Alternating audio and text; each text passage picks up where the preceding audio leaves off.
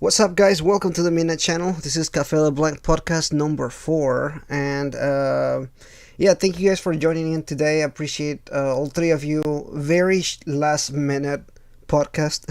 I was like asking Skull about it like on Friday or Saturday, something like that, and then I forgot about it. He forgot about it, and I was like, okay, well, we can reschedule it. And then I asked, like, do you have anybody that would like to come? And I guess we have 2 people now that want to join the podcast. So thank you guys for joining. We just kind of popped up last second. Right. So yeah, I mean, I think everybody knows everybody, but if you guys want to introduce yourselves and everything, we can start with Spencer. Hey everybody, I am Spencer, otherwise known as the apparent entirety of Shin Megami Tensei Network. I found that out thanks to Adam. I like for my stick figure, I just get the logo. I'm like, I have a face, you know. I'm not a hypothetical P5A select screen. You are the network. Yes, that is who I am. I am a man and a network in my free time. Of course. Well, thank you for joining in, Spencer. All right, and Skull, thank you for coming back again. Appreciate your coming over here. Oh, not a problem. I am Skull, and I run the Phansite on a bunch of social media platforms. You may have seen me annoying the hell out of you a couple of days ago. And annoying the hell out of you in the future, depending on what happens on Saturday. Ooh, and we will talk about Saturday. Oh, we'll talk about it now, actually. And Oziach, thank you so much. Listen really closely. You can actually hear all 4 of us laughing from Saturday. It's echoing so loudly. It's gone back and forward in time. Oh, time can't contain us. Exactly. And Oziach, thank you again for coming up on this podcast. I had no idea that you were going to come in until... Me neither. But so, I really do appreciate it. So, I don't know, you want to introduce yourself? Thanks for having me. I am Adam, otherwise known as Oziach, whatever you want to call me. I make YouTube videos, just persona analysis, stuff like that. Other stuff may be coming soon, I don't know. And that's about it. Well, thank you for the introduction. So we have the big news first, so I want to go ahead and cover that before we actually jump into Persona 3. So obviously I think all of you guys know at this point, because the comments are like mentioning this over and over again. So we have Persona 4 Golden rumoring to be coming out for PC, supposed to be announced on Saturday. This has been going on for like the last few hours on Twitter already. We kind of talked in private about this, but I want to touch base on this and get your thoughts on this interesting leak / rumor in this case here. Spencer, you have an interesting thought on this. What you think about this? So, first, can we just get a moment of silence in the chat for Atlas and Sega literally never being able to hold on to any secret before it actually comes out? Yeah. I blame Steam mostly. On top of that, though, I'm in a weird stance where, like, no matter how grand or like whatever all the stuff that comes out on Saturday is, I'm sort of in this weird milestone of whatever comes to PC, I'm going to be happy for anyone out there.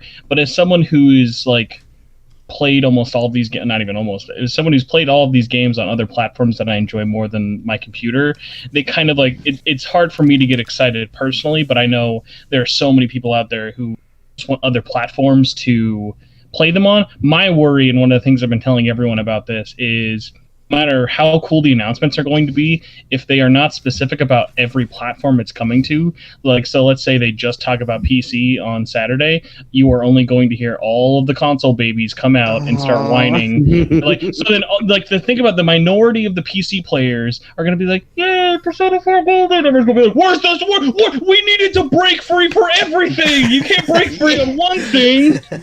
Yeah, that is actually my concern about this too. The whole, well, if it comes out on PC, it needs to come out on Switch or whatever. I saw some weird comment about Xbox. I was like, you're like the one guy asking for Persona on Xbox. You're one person in this world that wants that. I mean, I don't know anybody that has an Xbox, and I'm not even shit on an Xbox. Like I don't know anybody that has an Xbox in person. You know, I have an odd amount of respect for the person begging for Persona on Xbox. It's not going to happen, but I can respect the hustle.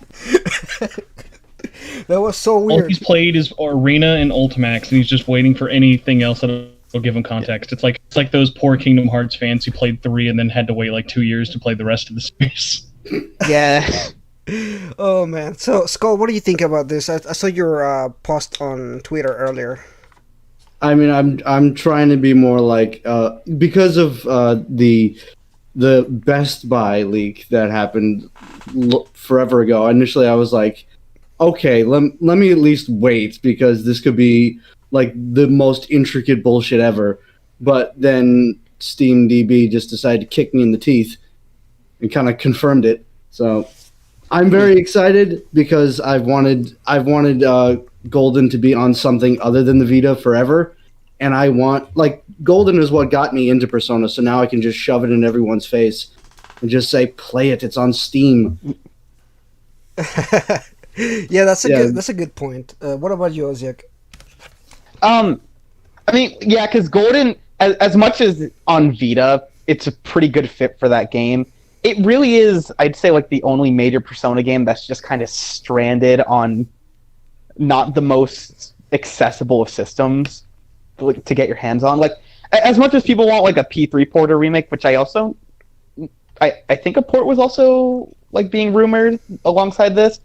But like, yeah, it's neat if we get a P3 port, but Golden at least giving people a reasonable way to play it without buying a whole, like, actually having to buy like a whole new dwindling in like supply system is a bit more priority.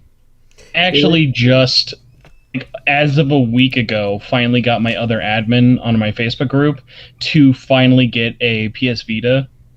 And he's like, and he like just started playing Golden, and he texted me today. He said, "Really? Now this gets announced for Steam?" And I'm like, listen, you don't gotta worry about the elephant in the room. There's no de novo on the Vita version. You'll be all good. You can play the best version on the go. I've had so many people in my mentions just saying, "Fuck, I just bought a Vita like 5 days ago, just for Golden, and now it's on PC." You guys are gonna laugh to me, but I literally just got my Vita on the mail yesterday. Oh my gosh! I'm like, the amount of times that I've already heard this within like the last 4 hours of this finally coming out through the leak, I'm almost now like even more motivated to like finally like make a video of just like, because I personally hate when people are like, the Vita is the Golden machine, because like P4G is great, but there are so many other like RPGs on there that like are just as good. So like I need to like finally just sit down and shut up sometime this week and make the video of like, all right, everyone who just bought a Vita, if you're feeling remorse for this game, you can play all these games. Well, yeah, because like I'm like telling people, they're like, oh wow, like once this happens, the Vita is going to be irrelevant. I'm like, bro, you still have Tearaway. That's all you need. Yeah, there's a lot of good games. What an odd jump in quality you've just done from a Persona from a PlayStation 2 port to Tearaway. Oh, I just beat Tearaway on PS4 last week, and good God, yeah, the Vita version is so much better. You cannot even come close to recommending the PS4 version. Yeah.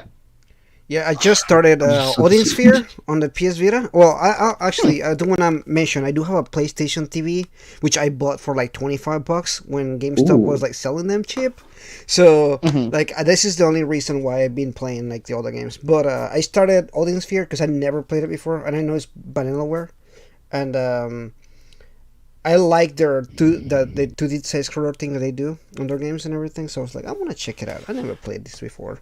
It's really fun. I like that. If you guys can buy a beta, there's a lot of good games on the beta still. Like it's still not a bad thing to buy. That's a game, by the way. Odin Sphere is like it's been my. This game is going to get crazy expensive. Just like give it like another 5 years, just because that was like one of the last big games Atlas did for the Vita. Like I know, like technically it was Utawari Romano 2 and 3, but like I feel like in terms of relevance, people are going to get nostalgia for. It's going to be that, especially God, the PS3 version was one of the last Atlas games they did physically in the West. So I'm like, I feel like those games pretty much jump on them now before they get like over $50. Well, at this point, any Vita would probably go pretty expensive. I mean, Persona 4 Golden is already like $100 online. Yeah, you know what? I'd be curious what you guys think. Do you guys think that now there's another port coming at least for PC? Do you think we're going to finally see the equivalent I always go back to is Final Fantasy VII, the original PlayStation version? To be so expensive of like it was at least $100 back in the day, and then once the PlayStation Classic version came out, this was before all the millions and millions of ports for it, then like it just totally made the price plummet. So do you think this PC port is finally going to make Golden's price go back down to like around $20-$30 where it was the last couple of years? I was about to say, like, I honestly, again, the Vita has way more worth than just being, the golden machine. Despite that, that is basically like one of the major consensus like for the system. I feel like the price of the Vita itself might like plummet as well. Yeah. No, the hardware, there's no way it's going back down. It's been, I thought in 2019 it was getting crazy at asking for over $200, and then now if you're looking to find one new, you're going to be hard luck to find one for under $300. Thankfully, there's a horde of used ones out there you can get for like under $100, but it's definitely getting a lot more pricey as time goes on. Well, I mean, like the supply is still like static, but I mean the demand might end up lessening a good bit. So. We'll see. Yeah, we'll see. I'm interested in that. Now, the other part of the leak, which we just talked about, Persona 4 Golden, the other one is also Persona 3, either portable or FES. They haven't confirmed yet. This is a thing, right? Persona is also coming to PC. Is this confirmed, or is it just not? This one has not had a database leak, at least so far. Because the reason why the P4G one was confirmed so easily is because of the de novo link having a website for it, and also the logo and basically the whole Steam page leaked on database. All right, so just wanted to confirm. Persona 3 is just a rumor right now. Mm-hmm. I think it's because one of the the code name for it was Daylight, so a lot of people are just thinking that like Dusk or Night will be leaked eventually, and that'll be Persona 3. It honestly would not surprise me if 3 and 4 came out in tandem, but I would be more surprised if it was the portable version coming to Steam. Yeah. I think, honestly, and this almost probably goes to another question we could have talked about with P4G coming to Steam. I think outside of those hardcore fans who have always wanted more platforms to play it on, I think this is going to be one of those releases that is for the fans, and you're going to have a hard time getting anyone else's attention, just due to the fact of like, hey, you can only really do so much with these assets, especially when you bring them over to a PC. Like, yeah, you'll technically be able to run Persona 4 in 4K, but it's not going to be made for 4K. Yeah. I think that's one thing that people need to kind of like keep an eye on whenever they buy these games. It's a port, not a remaster. I feel like a lot of the audience for Golden is going to be either people that have already played it or people that played P5 and just want more Persona and not need to buy Vita. Mm-hmm. Yeah, I agree. Are you guys going to be tempted if these, let's just say this is just a general port that is going to come to everything, whether it be at the same time, or like is Persona 4 Golden coming to other platforms similar in its current state to its Vita version? Are you guys going to want to double dip or at least play it again? Oh, I will dip the fuck out of it. Like if it comes to Switch, to PS4, to Steam, I am buying every version. And I'm going to enjoy the hell out of myself. Yeah, I definitely get it. That Atlas knows its audience pretty well. I mean, I bought Catherine 3 times. Yeah, I'm going to fucking try it on Catherine. That's Switch. So what do you think? I think I'm probably going to buy it. I guess I might be the outlier. I'm kind of here, and if everything is just sort of comes out as is, I'm gonna view it as like Catherine Full Body of like, okay, cool for the one person out there who is waiting for like Catherine on Switch or P4 on PC, but like just because I have other platforms I'd rather play it on, and there will be no superior version outside of like maybe presentation, I feel like it's a little bit harder of like a dip. Like I'm always like I'm super keen to like, hey, I will buy or like your new games come out, no question. Like when it's just a direct port, which Atlas very rarely just does with like no frills, I think that one is where I get a lot less excited. Yeah, I mean, Well, yeah, I can because, When like, it came to PS3, you were just like, who cares? Yeah, honestly, like, well, the only real thing that was big about those PS3 ports of all the PS2 games was like, this is great because you don't need a PS2, and a lot of those games were a lot more expensive than $10. So like that was more of a convenience thing. Whereas like this one, we haven't even gotten into price. Like in terms of what they should charge for Persona 3 and 4 in 2020 and what they actually will, I think there's a large difference in what people are expecting versus reality. All right, that's a good talking point. What do you think the price is going to be for this? $20. 20. 30 each probably for I was thinking either 20 or 25 because Catherine Vanilla was $20 when it launched. I'm guessing closer to the 30. Like $29.99 kind of thing, or like Yeah, something like $29.99. that. Probably like $29.99. I can see them charging $39.99 or like a $60 Yeah, combo. I would Honestly, at the same time, 30 to 40. could believe the 40. Like I want 30, but like 40 is like the more believable of like, well, this is what it cost when it came out. Listen, if Nintendo can sell what is it, Donkey Kong Tropical Freeze more expensive when ported to Switch than when it released on Wii U, I don't see Atlas missing out on the same opportunity for Golden. Yeah. Plus, especially if this is just a Steam thing. And not coming to any other platforms, like, oh my god, Catherine and a ton of other Sega games, they go on sale so much all the time, and especially with all those, like, whether they be shady or not, like third-party key sites, you can almost always get a game key for cheaper than its MSRP. So let me ask you guys a question here before we diverge from this particular point. What would you guys think of getting this game on the Switch and PS4 as well? Would you be okay with that, or just kind of be like, it's a PC port, or do you think it makes sense? I'll go for it, absolutely. I feel like if they do it on console, they almost have to do like a Bayonetta Vanquish deal of the only way you're going to get people, at least on a wider scale, or at least whatever Hey Dream, like let's say this does get like a retail release if it does come to consoles. I don't think that Persona 4 and 3 have the weight behind them to warrant a retail release on their own. Mm-hmm. So it would probably like a bundle. Yeah, so like similar to how Vanquish and Bayonetta had that 10th anniversary bundle, but at the same time, those are like, hey, we're taking PS3 generation games and putting them onto PS4, whereas these ones are like, a lot of this is gonna have to wait till like what they do, because like in my head, the most I'm expecting is when they announce this, it's just gonna be a straight port, blah blah blah. But like at the same time, like I know there's really only so much they can do with all of those assets they have there, so even if you bundle P3, whatever version they pick, and P4, because it kind of sucks, because it would be cool if like they did a lot of like interesting fan features like certain ports do. Like let's say if you wanted to make P4 in terms of a definitive version, and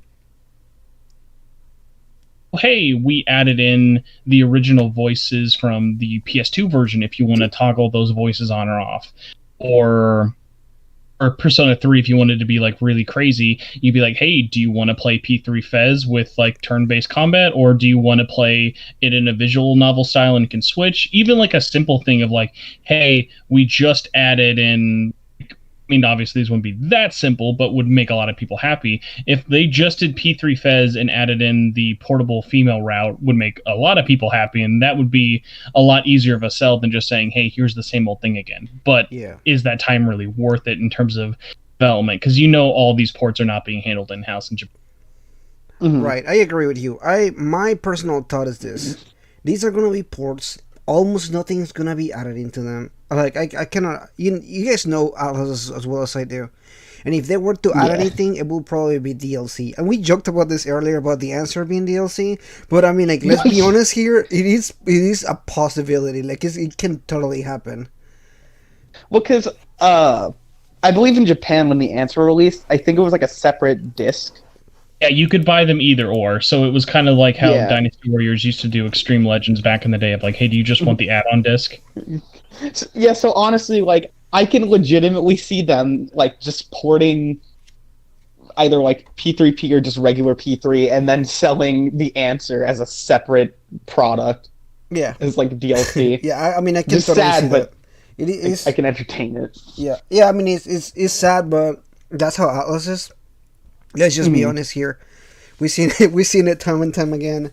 No, we're not gonna shit on this subject for too long, but it's something that I'm kind of like, I wish you would just do better on this one. But it's okay. I mean, I will be okay. I will be the sucker to buy them again, probably.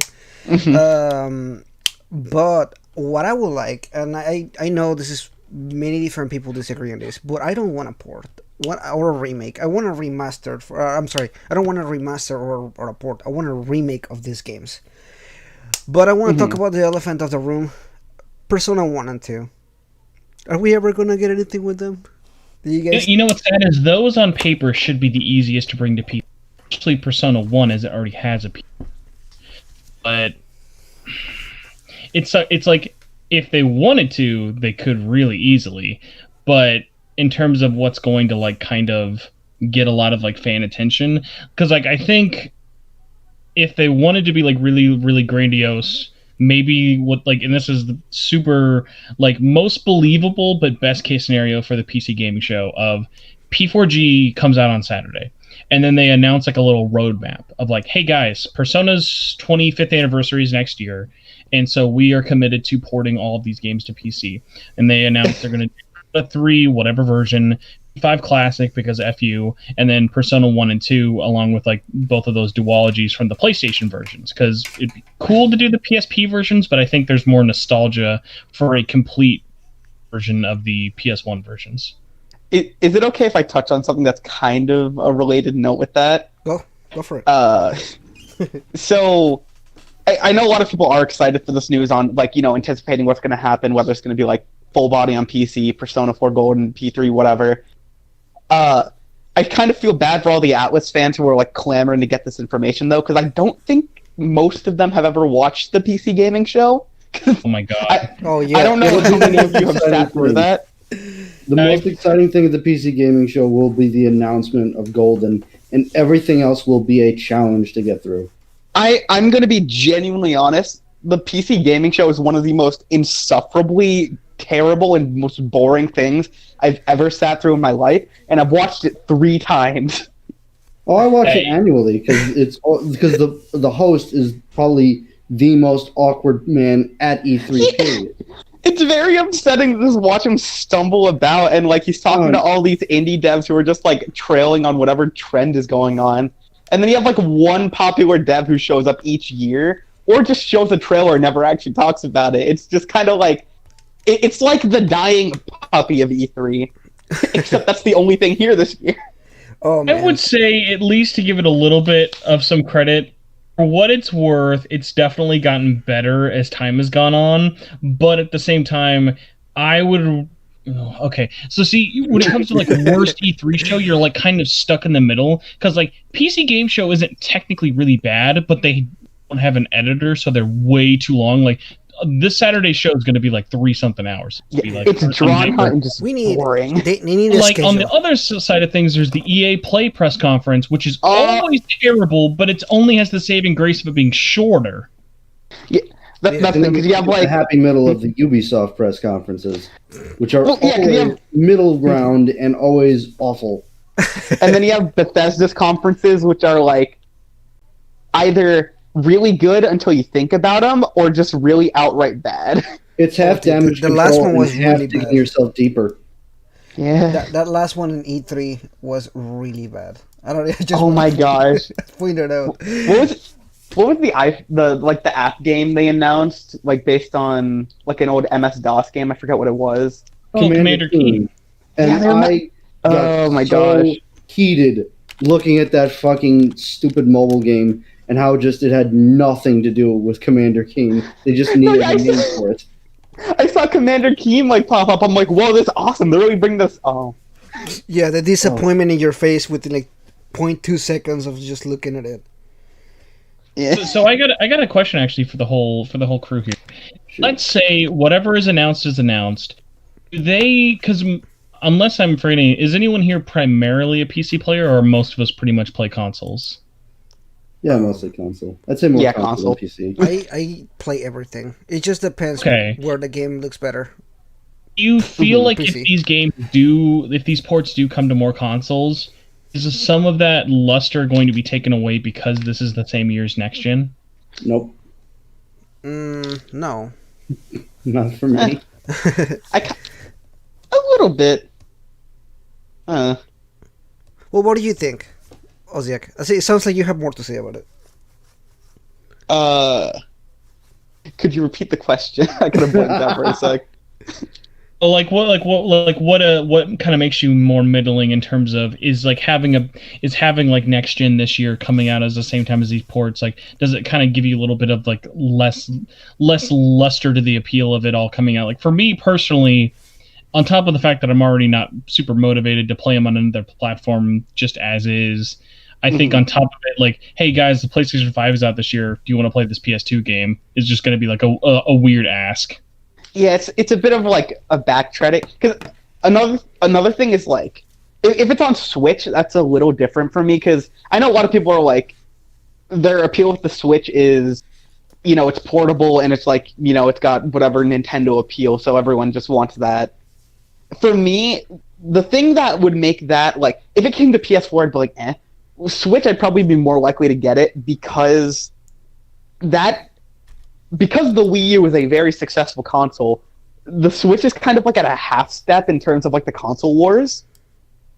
So like, whatever the middle is of like the Series X and the PS5 is probably when the next Nintendo console is going to hit. So they're kind of at a middle ground with that. So the Switch is still kind of in its prime at the moment. So I wouldn't really mind as much. Haven't most of the mainline Persona games like arrived post console life cycle? Yeah. At least They do. everything after 3 because 4 was 2008 and 5 was 2017. So Yeah, No, because even 3... Yeah, the PS3 was out by the time Persona 3 came out. Well, I would say 3 is a different thing of like that definitely more came from the thing of like when it was in development, there was no thought at like Atlas Japan of like, hey, should we worry about the PS5? Like, should we worry about the PS3? Because like its OG Japanese release was still a ways off from PS3, whereas like same thing can be said with Persona 1 and 2, whereas like yes, Persona 2 Eternal Punishment came out kind of close PS2, but like in that era, very few developers were like, hey, we're making something future-proof. Whereas like P4 had no real thought for PS3, but at least like obviously since it had a PS4 port, P5 was obviously made with PS3 in mind, along with the upcoming console. Mm-hmm. Interesting. Well, my thoughts on all this is I wish that this game they would have waited until the PS5 and they just kind of lumping into them, kind of like, hey, it's coming to PC and PS5. Cool, kind of like another reason to buy them in a separate system. I don't see them just kind of like, if they come out for a PS4, I'm probably not gonna buy them again on the PlayStation because it's gonna be the same thing as just playing on the PS Vita. Like Spencer was saying, like there's absolutely no point on just buying them again. It'll be a really surreal day if you do remote play of Persona 4 Golden on PS4. Of like, my life. That would be a surreal experience for there. PC, I can see it different because of the modding and the extra stuff that you can do, if you can even do that. I don't know what the deal is gonna be with that, but it's obviously a flexibility thing for me. I think a Switch port will be cool, but honestly, a part of me is like the part of me that just wants to laugh if it doesn't come out. But that's just me being cynical right there. Because I just want it to happen so that I can laugh about it. But if it happens, that's great. Like I'm not gonna be like, oh, like there's a lot of people that they just care about sports so much. I don't. A lot of people do. I don't particularly. I mean, we were just talking about a little bit ago with like Xbox because like one of my most baffling tweets I made a couple of weeks back was like, "Hey guys, how great is it going to be if Scramble comes out on everything, including Xbox Series X?" And like all the comments instead weren't like, "Oh, that's great. Let's break free Persona and everything." They're like, What does Xbox do? What does Xbox need Persona?" I'm like, it's like, guys, you kind of have to like be in for all of it or like none of it. Right. Yeah, I agree with that. All right, guys. So we discussed this subject here. Did you guys have anything else to say about it, or we can actually jump into Persona 3? Break free Persona? I have a weird question for everyone before we move on. Okay. Who are watching the PC gaming show? It's been 9,658 hours. Atlas logo finally comes on, and the first thing they announce is Persona 4 Golden, followed by a one more thing announced. Not P3, it's not P5, not even P1 and 2. It's Persona 4 Dancing All Night Collection with all the DLC for $60. Oh! What is your reaction? Wait. maybe not 60. I laugh. The fact that at any price that would get a vocal reaction from one of you is a little disheartening. Listen, I'm just gonna go on Twitter and pop off saying, "What the fuck? This isn't 3D Dot Game Heroes. I've been robbed." Oh man. Oh, I think I'm like the only person that doesn't like the dancing games. No, I would say there's definitely more negative people than who like them, but I think it always like depends. Because like me, I'm in the really weird camp of, I think 3 and 5, especially now that they've been clearance to hell, are good recommendations that should at least be tried by most people, but were a terrible launch. But like P4D, I legitimately think of like that's like one of like my top 3 Persona games in the whole series. Interesting. I like the dancing games for what they are. I just feel like they should have never come out at $60 price each when they come on the PS4. What was the Dancing Moonlight and Dancing Starlight? $60 each. That was not a good price for those games. And I haven't actually like played the dancing games yet. They definitely intrigue me a lot with like everything I've seen and like watching all the different like cutscenes and gameplay. On that note, I'm not good at rhythm games, and that gameplay in particular terrifies me. They are hard games. I'm not good at dancing games. That's why I don't like them. Ozzy, you watched me playing Project Diva yesterday. I was about to say, if you found Project Diva hard... I think it's just because, like, that type of gameplay I was totally not accustomed to. Like, my ape brain was just wired for Persona dancing, which I think is just a lot easier by comparison. High speed, and Jesus Christ, how many songs were in there? Now, like, oh my gosh. It was like over 200 songs, and then... Oh, for Megamix, you mean? Yeah. Yeah, hey, play it on PS4. It literally has twice as many songs. What? Megamix is like a cut. It like literally has all the costume content and like a little bit of a different graphical feature. But Megamix is basically Future Tone DX, but with half of the songs. So the PS4 version has like all of them. Yeah, that is still overly ridiculous. But yeah, you guys know my take on the dancing games. I don't need to repeat myself. Oh man, well, that is an interesting thing. I don't like the dancing games, and I'm sorry. I know so many people that tell me all the time. They're like, "Oh my gosh, the dancing games, the dancing games." I'm like, look, I even tried to live stream this, and I still don't like them. And I just like I like Persona 4 dancing. I think that the fact that they added a story and everything was cool. Like I thought it was kind of like, you know, they tried. I give them an A for effort. But then, listen, if you don't like the rhythm game spin-off of your JRPG, are you a real Persona fan? now I'm being questioned here. The legitimacy of my fandom.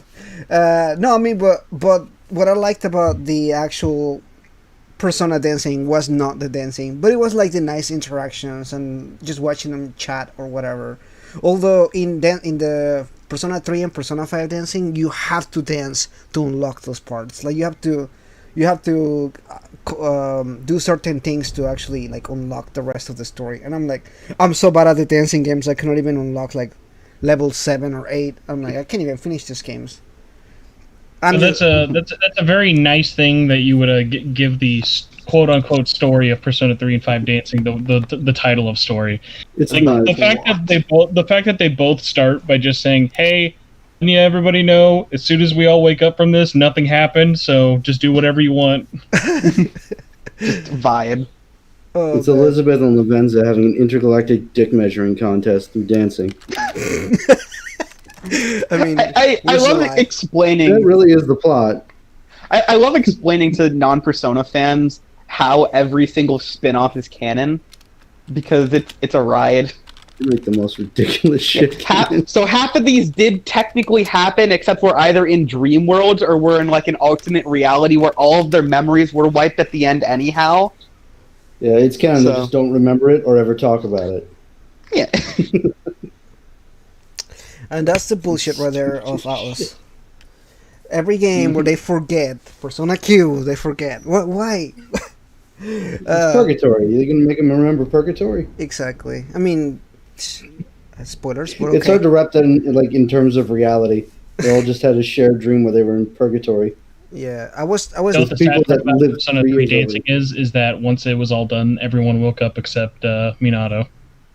Whoa. Okay. Well, we're jumping the gun here, but let's go ahead and jump into. Well, pun intended. Let's go ahead and start with actually talking about Persona 3, which we kind of. I forgot about it for quite a minute there. Oh yeah, that's a video game. Oh man. I thought it So was a series of movies. this is, well, they're good movies actually. We can actually start there with the movies. No, I don't want to start with the movies, but the movies are good. Yeah, don't- The movies are really good. They're the best Movies are animated solid. things that they've done so far. Mm. Mhm. Anyway, so in what order did you guys play the games? I mean, Persona 3 was my first Persona game, so I have like a special spot in my heart for that game. I think it's my favorite Persona game, so I can have like that sweet spot there. But what about you guys? Did you guys play another game before Persona 3, or is new to Persona 3? I don't know. What about you, Oziach? Oh, oh, perfect one to start with because I'm the odd one out here. Hashtag exposed. Yeah, so technically I have not technically I literally have not played Persona 3 yet. I've Okay, basically okay. experienced it in every possible way that isn't picking up a controller to actually just sit down and experience it. So I'm very familiar with it. I watched the movies, I watched all Let's Plays, social links, whatever. Haven't actually played it yet, so yeah, Interesting. fake fan over here. Oh, so you have an interesting experience. That's good that you mentioned that actually, because that's a really interesting spot to look at. Would you be the one person to buy them on PC? Like, would you be like, Yeah, I'll buy probably. it. That's pretty interesting concept. Unless the price I have is bull I have crap, a question then I'm for gonna- you in a second, but we'll come Okay. back to this later on because I'm really happy that you mentioned that. So I'm gonna put a note right here for that. What about you, Spencer? So for me, I guess I'm the only one here who started with Revelation. So I played them all in chronological order.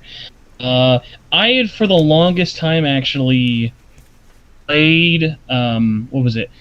I had known about Fez before I'd actually picked up 3 because of the Japanese announcement and stuff. Just sort of because I was that big of a nerd in high school, and I was like, no, I don't really want to play it because I know there's an enhanced version coming out. Then I found a buddy of mine who actually P3 was his first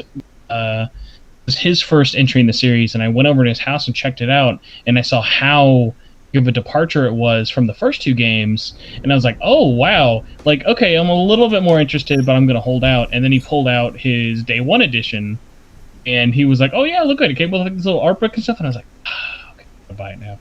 It was like 6 months or so after the fact, but thankfully the Atlas games were not that impossible to find their day 1 edition of at the time. So I started with 3. I did 3 Fez. Thankfully, I just jumped and did the answer, and then I enjoyed my time with them, but I never really clicked with them the same way everyone else did until I played P3P way later. I think that was 2011. Interesting.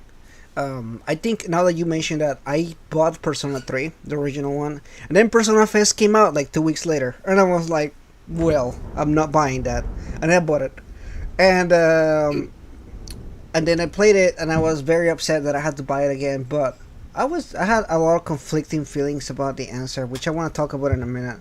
But I thought it was a really interesting idea because I never seen a game do that. Like I never seen another company do what they did with Fez and the game and everything. I mean, you gotta think about it. Back on the PlayStation 2, that wasn't really a thing where that happened. Like there was no DLC or anything. So see a I mean, revised. say that to Kingdom Hearts. I was gonna I say actually, mean- I'm just kind of awkwardly being quiet because actually a lot of Japanese games did that, but the rarity with it was they rarely came out over here. Like that was the Mhm. really rare part. Is like because all like look at Final Mix or like any Final Fantasy International Edition, we never got those, but it was only due to Persona 3 being such a at least sales success by Atlas USA standards at the time that we actually got the answer. Mhm. Interesting. Okay, Skull. What about you? I started with Golden, and then immediately right after beating Golden, I bought Portable, and I played through. I played through both versions of that. I did. I did male, then female. Female, I found a little harder to get through. You did. Yeah, female has its own issues in there. Interesting. Yeah, obviously, because we can get into that later. Yeah. I kind of want to get into it now, but we can talk about it in a second there. So, where would you guys rank Persona 3 as far as like your favorite to least favorite Persona game? Spencer? I might have a contentious ranking for it. Of probably goes, if I'm including the duology of 2 as just one, I'm probably 4th place out of 5. So like right under, I guess actually right above Revelations. For me right now it goes, probably goes R, Golden, 2, 3, and then 1. Interesting. Okay, that is a very different ranking that I have. What about you, Skull? I thought Spencer was going to throttle me, but I haven't. I have 3 kind of at the same ranking with him, like above Revelations. But I put it at that Golden 2, Royal 3, Revelations. Okay, I see. And what about you, or Ozark? How do you have it? Again, a lot of this is just assumption based off what I've seen.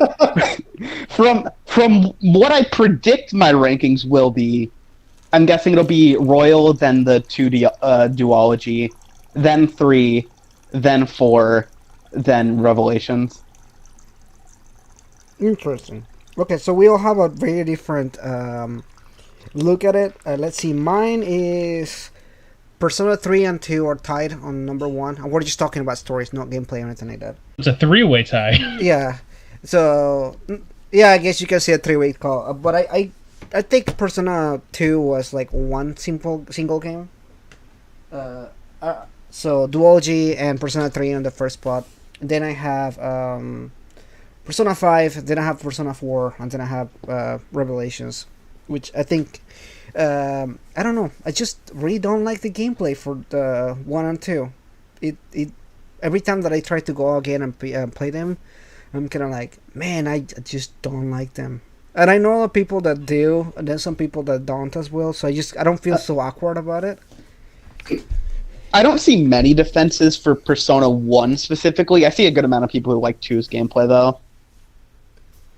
Yeah, I've seen quite a bit for Persona 2. Haven't seen many for Persona 1 except for like the conversation system. I think they like it more for some reason. I don't remember it being any better, but apparently it's somehow a little bit better. So it's so hard to go back into those 2 games though. I did this series on Should You Play the Persona games, and I have like one for each games. I haven't finished my Persona 2 one because every time that I'll go back to it. I'm like, man, I can't finish these games again, and I really want to. I'd be curious, just because of how high P3 ranked for you. My definitive version is Portable, but out of Fez or Portable, which one is actually part of your ranking?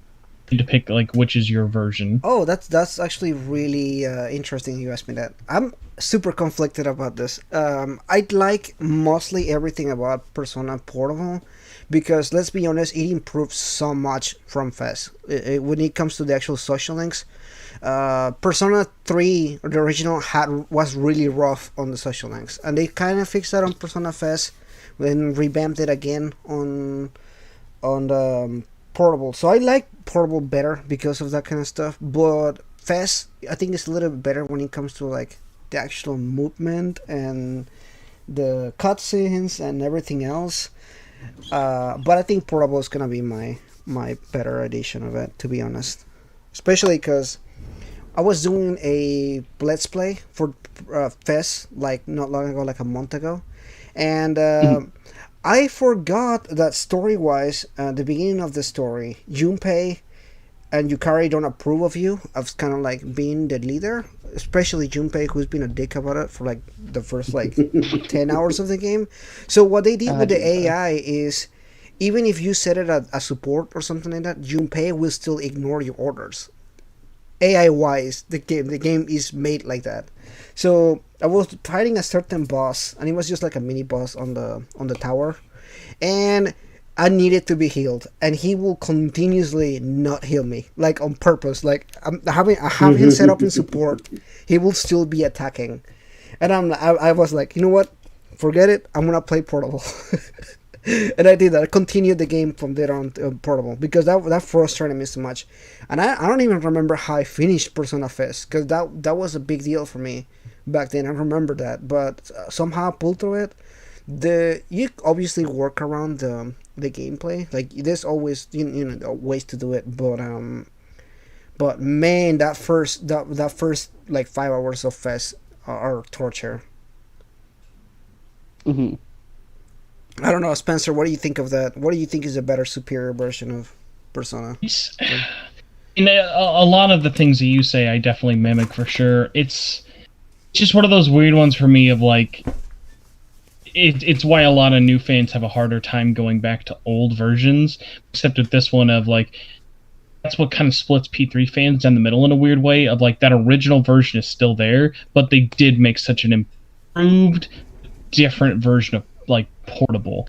Like if Portable was literally just like a straight remake of Fez, I don't think there would be a lot of like arguments outside of maybe some graphical comparisons and stuff of like, oh, I want to play Fez for the graphics compared to the downgraded look that the PSP had. But on top of it, I think the story presentation definitely isn't for everybody. Like for as many people who are like me and a lot of my other friends, because I was actually recently just talking about I think I had friend of the show or whatever had Nikki was talking about how Portable doesn't get enough love. And one of the reasons I was saying like I love it so much is because it got me into visual novels without me even knowing that I was enjoying a visual novel. Whereas other people That's totally fair. Or people can see the visual novel presentation and just be like, "Ugh, this is just cheap and boring." Yeah, I can see that. I can agree to that too. What about just Skull? Because you said you played that version, right? Persona 3 Portable? I did it mostly just because of accessibility, because I didn't have a PS2 at the time. And it was just more, I just finished Golden, and I wanted more Persona. I guess looking back on it, I do like it at least more for party control and for the added fan servicey stuff. Like despite some of it not really like jiving with the narrative, it still is fun fan servicey stuff. But the best version ever, and I still hate that it doesn't exist, it was an April Fool's joke called Persona 3 Reincarnation that was literally just combining Fez and Portable together into one game. And they even like the fake trailer even made the cutscenes look like they were just taken from the movie. Oh my god! Would you guys like a little bit of a trivia question, if you don't mind me interrupting, Kuro? Sure, go ahead. Does anyone here actually know much about the development for Persona 3 Portable? No, not really. No. Before my time. Okay, so outside of obviously having technical limitations, and that's a major reason why the answer isn't in Portable, it actually originally planned on implementing it in some sort of way, whether it be like a 2 UMD disc release similar to like Final Fantasy Type 0. They actually eventually kind of just got to a point where it was like people enjoyed that experience so much, and as we're going to get to later when we talk about the answer, that's not like a best OMG canon ending ever. Like I find it so interesting of like it's one of those things of like them kind of taking a step back and sort of being like, hey, you can enjoy story of Persona 3 without the answer, which I think a lot of people either have or like basically like for as many defenders as there are out there, like even me, someone who's played the answer, I never tell anyone like, hey, you're missing out that much. Like there's a reason even the Persona 3 movie didn't cover the answer. It's one of those weird things of like you tried something interesting with the story, but it probably didn't please enough of the people at the office that like in Atlas Japan there's probably not a lot of defenders of the answer over there, hence why we don't see much representation for it. Yeah, Aren't there nods to the answer in Arena?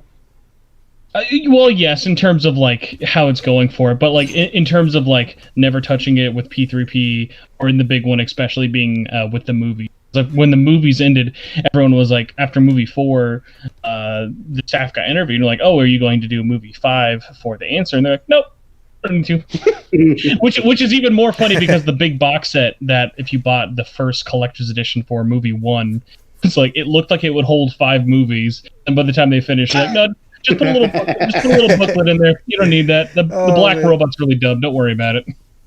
Yeah, that's really I do funny like that you that they mentioned that. acknowledge it in Arena, though. Like, that's still the canon ending, despite it never being adapted to anything else. Mm-hmm. Yeah, I feel like I'm very conflicted about the answer, which I kind of touched on earlier. And I guess I don't really want to talk spoilers yet, but the answer kind of like fucked with the way that they did storytelling on Persona 3 originally. I don't necessarily think that it was needed, but at the same time I kind of see like why it was needed. It's kind of one of those things. And then the other thing is the whole grindiness of the actual game to get through it, because that game, like, Oh, yeah, that was a grind fest. if you look at the back of the box for Persona 3, it's like 30 hours of content. Yeah, and 20 of those hours is grinding, or maybe all 30 hours of those is just grinding. Hence why so many Atlas fans were skeptical about Royal's third semester. Be like, 30 new hours of story, but is it good story? Well, luckily it is, but yeah. Yeah. Like thankfully Royal is the exception to the rule. But no, opposite. you bring up a great point, because I know you were saying you weren't super familiar with a lot of these enhanced PlayStation 2 ports of games and stuff. What's so interesting is like that was again super par for the course. One of the best examples of like something that's an addition to a story in a re-release that's definitely not everyone's cup of tea is look at Final Fantasy X-2 International. Final Fantasy X-2 International came with this bonus mode, which was its own game disc on PS2 in Japan, called Last Mission. And it takes a bunch of assets from the main game and it basically just turns it into a turn-based like roguelike. And that is a very big departure. There is an after the ending of Tint that is only experienced through this completely different, much grindier version of that engine. And that was just a lot more of a common thing of like, okay, we have our budget, can't really do much with it, but we're going to try and tell as best of a story as we can and make it as long as possible, because especially back then in the early like 2000s, the longer something was, the better it was. Yeah, I think it's still the case. A lot of people still consider that to be like an actual thing. I remember when people were talking about in the third semester for Persona 5. Now I'm gonna kind of talk about it for a minute.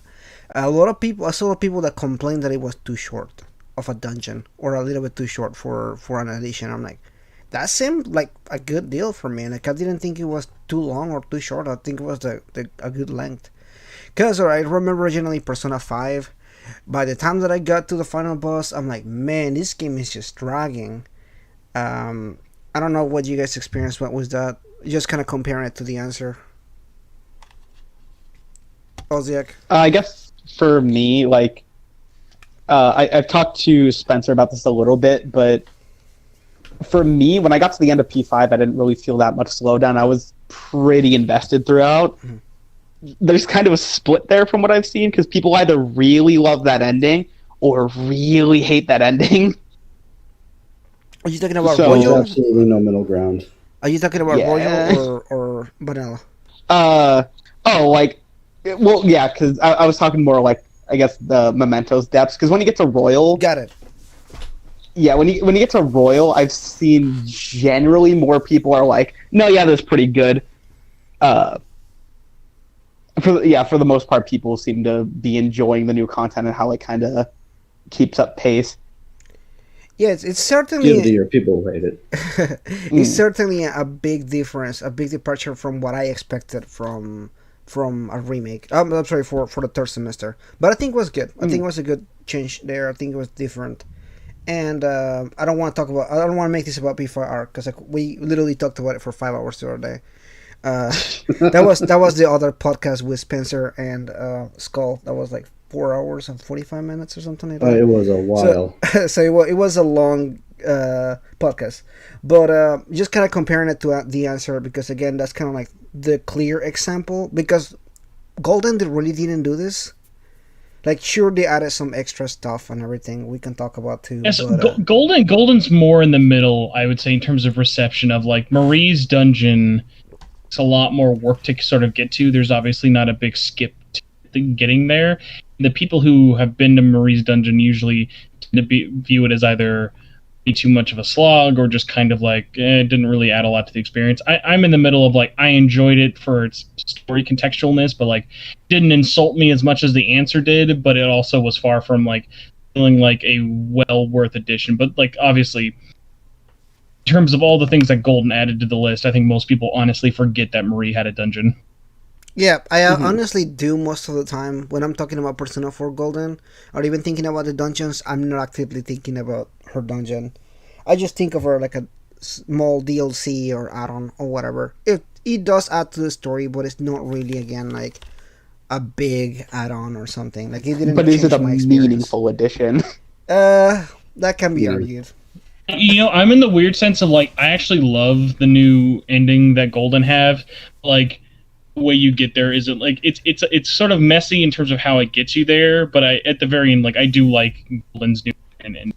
Yeah, I agree with you there. The ending was better on Golden. I think it really added a sense of kind of like it's grown, they grown and everything. I like that a lot. Whenever they shown like a little, it was a little bit of a time skip, because I know Arena happens in between the end, right? Yeah, the only thing that takes place after the epilogue is dancing. And then you have the ending where you kind of see them a little bit more grown and everything. I was like, oh man, this is a really cool ending. I really like that. But getting the spaghetti strap top.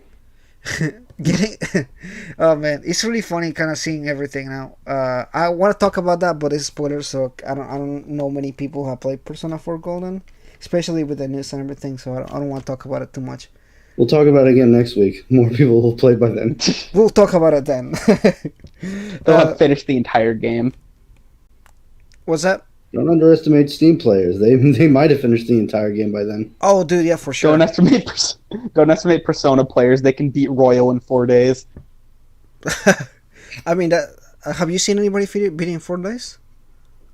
If you skip literally everything and do nothing else with your day. It's like when Adam and I were talking about how people have beaten Scramble in like less than 30 hours. It's like, oh man, which Scramble is longer? It's like, yeah, you skipped all the story. There's like half of that game is just cutscenes. Yeah, I guess that makes sense when you're playing in Japanese. Because, like, is it really going to make a difference to you? Like, when some people just can't read. Yeah, and the other thing is that Persona does this thing, and I think we can all agree on this one, where they'll say one thing, and they'll repeat it like 10 minutes later, and then repeat it again to another 5 minutes later, to make sure that you got the point. Hey, did you get the one thing? Hey, did you get this thing? And they'll repeat it like a couple times to make sure that everybody got it in the room. And I like the really cynical answer of Persona voice acting is like, hey, if they didn't voice this scene, and this especially goes for like 5, like, if they didn't voice the scene, you probably don't actually need to read. Like, if you just listen to all the voice acting, you get the story.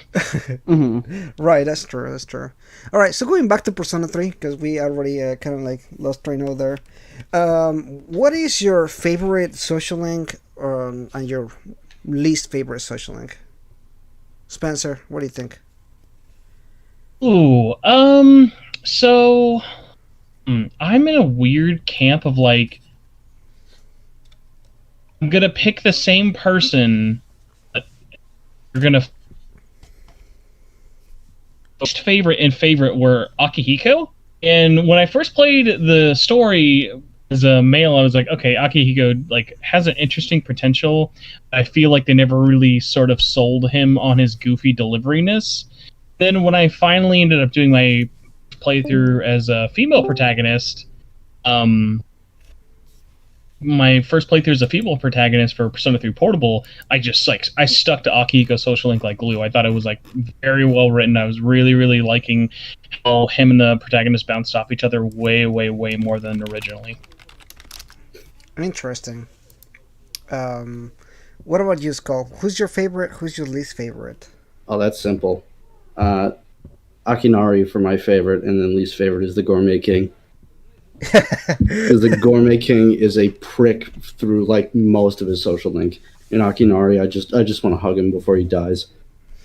Yeah, he literally has one of the best social links in Persona in ever. I think that his storyline was like really good, and he was a it grips you and does not let go until he loses grip. Yeah, that's a really good, and I really like how they referenced him on Persona 4 Golden.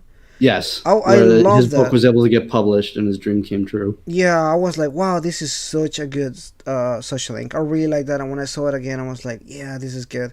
Gourmet King. Can I actually make it an addendum? Is that it's either going to be the Gourmet King or Kenji? Kenji too. Yeah, Kenji's he's just an ass. Yeah. Kenji's at least entertaining. Kenji is entertaining, but he's like the one friend that you don't really want to hang out with. Like, I don't know. Like, I feel embarrassed to say that I know him when he shows up and hangs out with like Yukari and Junpei. Yeah. Junpei, a little more irredeemable. I mean, like, that's the thing is, Junpei has like some of the same qualities, but he kind of changes over the story. Yeah, he's only a dick for like 2 months. Maybe a little bit more than that. And then after that, Junpei just kind of gets better over time. Kenji, like, even at the end of his social link, he's still like, well, forget it. I'm looking for another teacher or whatever else. Like, well, you learned nothing. The social link meant nothing to you. And he was a simp before Sims were invented. and that kind of annoyed the shit out of me. The Gourmet King, he's just disgusting. Like, his social link just annoys me. And I always noticed that with the writing in 3 and 4 is that anybody who's also fat is also an insufferable asshole. So you can hate them for different reasons. I don't know. I think that's also kind of like the charm, yet the kind of really annoying thing about the Persona games. The social link aspect, they're just kind of like this stereotype for a specific character, and they're literally this stereotype for the entirety of the story. Obviously, some of them change, but some of them don't. Some of them are literally, they started like this and they end exactly how they started. And the stereotype just gets worse. Another weird little bonus point I totally forgot about, of like why I was like, man, why am I like not remembering the Gourmet King as like a really like crappy like side character? I forgot, if you play the female character, he's not actually a social link. Mm-hmm. Oh, really? I don't even remember that. So I was like, wait, why did I not hate him as much as you guys? Like, yeah, the last time I played him, he's not even like an optional character for social link. Oh, yeah, they because SMT shuffles up a bunch of the social links. There was another. Yeah, because the female version, they put in like almost completely different ones. Yeah, they did. I really like that change. That is, the female has like completely different interactions with other people, and it's really cool. I really like that a lot. It makes the game, it makes it fresh to the way. If you already played the game, you play it again, you kind of have a different experience. And I really like how they have like a different personality too. Minato and Minako, they have like a completely different kind of personality. Oh yeah, and yeah, go ahead. One social link that I was just thinking of, the girl me popped into my head was Bebe. Bebe, I initially hated, but then I grew to love him. Yeah, he's also one of those kind of like stereotypes for a foreigner he's such an eccentric Japan. Weirdo. And he's super weird, but his storyline is nice. You know, like, he's not annoying. And I think I mean, is that a compliment? He's not annoying. Well, something like that. Yeah, like I said, he grows on you more than like you outright hate him. Mm-hmm. Yeah, for sure. That's the other one that I didn't like was the student council vice president. His storyline grows. Yoshi? I don't remember what his name is. I only remember that he is an asshole for the majority of the social link. But when it was Hitoshi. He was the one who was obsessed with finding the smoker in the bathroom. Right. But when it comes to the actual moment of truth, he backs you up. And I was like, this dude learned something. Like his friendship with me meant something, and I like that. I was like, that is good. I spent time with him, and it paid off in some kind of way, even though it's a weird payoff. But I like that you actually see that change in the person and everything. Even though he was an asshole for Speaking the of like majority of weird social links, just out of curiosity, was anyone here's first like ever like relationship they picked, or in your case, Adam, like who you would have picked? Was anyone here's like did they pick like a non main cast member for their girlfriend? Yeah. Because I was just thinking, I was like, I always remember P3 is really interesting. Of the first it is the only time where my first playthrough I wanted to date Yuko more than any other girl in the game.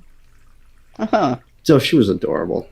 Yeah, like I Me too. loved her story, like, and not like to any like disrespect to any of the other girls in the story. It was just one of those weird things of, I think, because like I don't know, something about like how I clicked with like her character for it like really stood out to me. Whereas like the other games in the series, the side female characters have always been interesting, but never really drawn me back in. Whereas the same way the main characters always did. I feel like P4 had the weakest side girls. But That's like true. 3 and 5 are yeah. Man, when you're starting Oh, with man. tens, it's hard to keep going up from there. I ended up actually going with Chihiro, and when I had convinced myself this is the girl that I'm going to romance, that's when I got into the link where she saw PDA and just had like a panic attack and was getting really pissed off. So I'm like, should I actually go after her? All right, backing up. I think I went with all of them every single time. It's one of, but I think the first one that I actually chose was Yuko. I like. She's just nice. Like, I don't know. Like, she has like a nice personality type. Wholesome. She just feels nice. But out of the actual, party members and everything, I really like Mitsuru because she looks like she's gonna be really good looking when she's older. And Wait, what do you mean when she gets older? Like, looks like she came out of the womb with stilettos on in a little necklace that says "Hurt me, Daddy." anyway, she looks good. I like her. And obviously, my waifu Elizabeth, who I have a statue of, she's my favorite.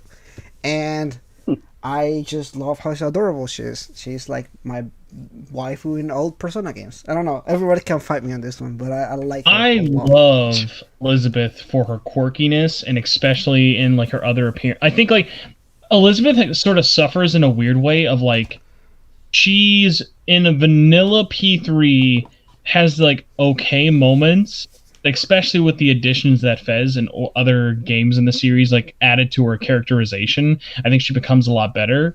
Like, one for me though, like I used to be like, okay, Elizabeth is like definitely like one of like my favorite Velvet Room assistants, but then there was a gender swap, and then I went like full on fanboy for Theo because I love him. Theo is a dork. Yeah, Theo is very weird because there is a strong disconnect between Theo in Persona 3 and Theo in literally every other game. I was literally about to say that. I was about to say that. Like, I mean, like, I think like the best way to like summarize this is literally just look at Theo's concept art for P3P of like him looking very stoic and serious, and then look at him from his last 2 appearances as like a dancer in P3D or a giant popcorn mascot. Yeah, popcorn. Oh, he just gets his teeth kicked in at every opportunity, and I ended up picking Theo for my female route, and he just comes off as like that. He knows exactly what to say, when to say it at the exact time, and he's the most charming man alive. And then Elizabeth like hits him with a steel tray. Oh man, that is really funny that you mentioned that, because I was thinking that too. Like, the difference in character when it comes to that, it throws me off so much. The first time that I played Persona Q, I kind of didn't like Persona Q because of that. I was kind of like, this just feels well, not odd. because of Akihiko's character assassination. Dude, that's pretty much the whole thing about Persona Q. The first one, not the second one. The first one is the second one. Everybody thank God it is comes down. a caricature. Is literally a cartoon of their actual person. Like, everybody. Yeah, Q1 just seems like a lot of flanderization. I mean, the only justification I can think of is that he's not thinking about fighting all the time, so he could finally let his guard down. And the last time he did that was like when he was 6. So that's why he's acting like a child.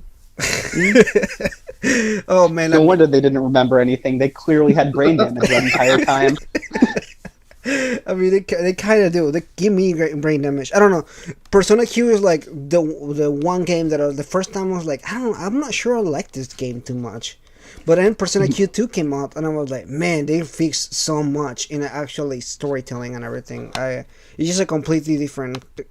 For me particularly, I really like Q2. Yeah, those like narrowing it down to just having like characters show up in side quests instead of figuring out how you're going to cram 30 plus people into a plot. I am so grateful that they just went with the other route. Yeah. It's just tough though, because I think if you look at all the non-mainline games, there's no middle ground. They either, I'm going to give the most vague idea of what this character is in the story as possible, or I'm going to feel like a continuation. So like that's why you have stuff like Q1 and Q2, and even with like a at least in terms of a better example for like continuing this characters and or sort of like faithful way, for lack of a better word, would be like Arena. Whereas like when you look at the cast from P3 in Arena, you're like, okay, I exactly see how you got from point A to point B to get. Yeah. That's why I like the Arena games a lot. I know some people that didn't, but I particularly looked at the Arena games as kind of like the sequel, the straight up sequel to Persona 3, and obviously 4. But their interactions feel more like their actual character, except for some parts that are kind of weird. But overall, I feel like they do feel like a sequel to the games and everything. And or like in Ultimax when Nato got blindsided. Just like she had blinders on that whole time. And it's just interesting. I like that. I like those games as a sequel. I think those were really good sequels. I don't know if we'll ever get a third one. I would like to, at least, please. Fingers crossed on that one. Yeah. In this lifetime, you got to get some other games first. Yeah. Yeah, we got a couple more spin-offs to go till 6. You can hope that one of them is an Arxis fighter. There was this new interview that they did with the director. Now that they did the what is that, the Persona 5 Scramble game, and he was like, well, I'm thinking of using the characters for another games, and I was like, well, here we go, we have more spin-offs in the making. That's literally what he just said. That's literally what's happening right now. Forget about Persona 6. It's not coming out for a while.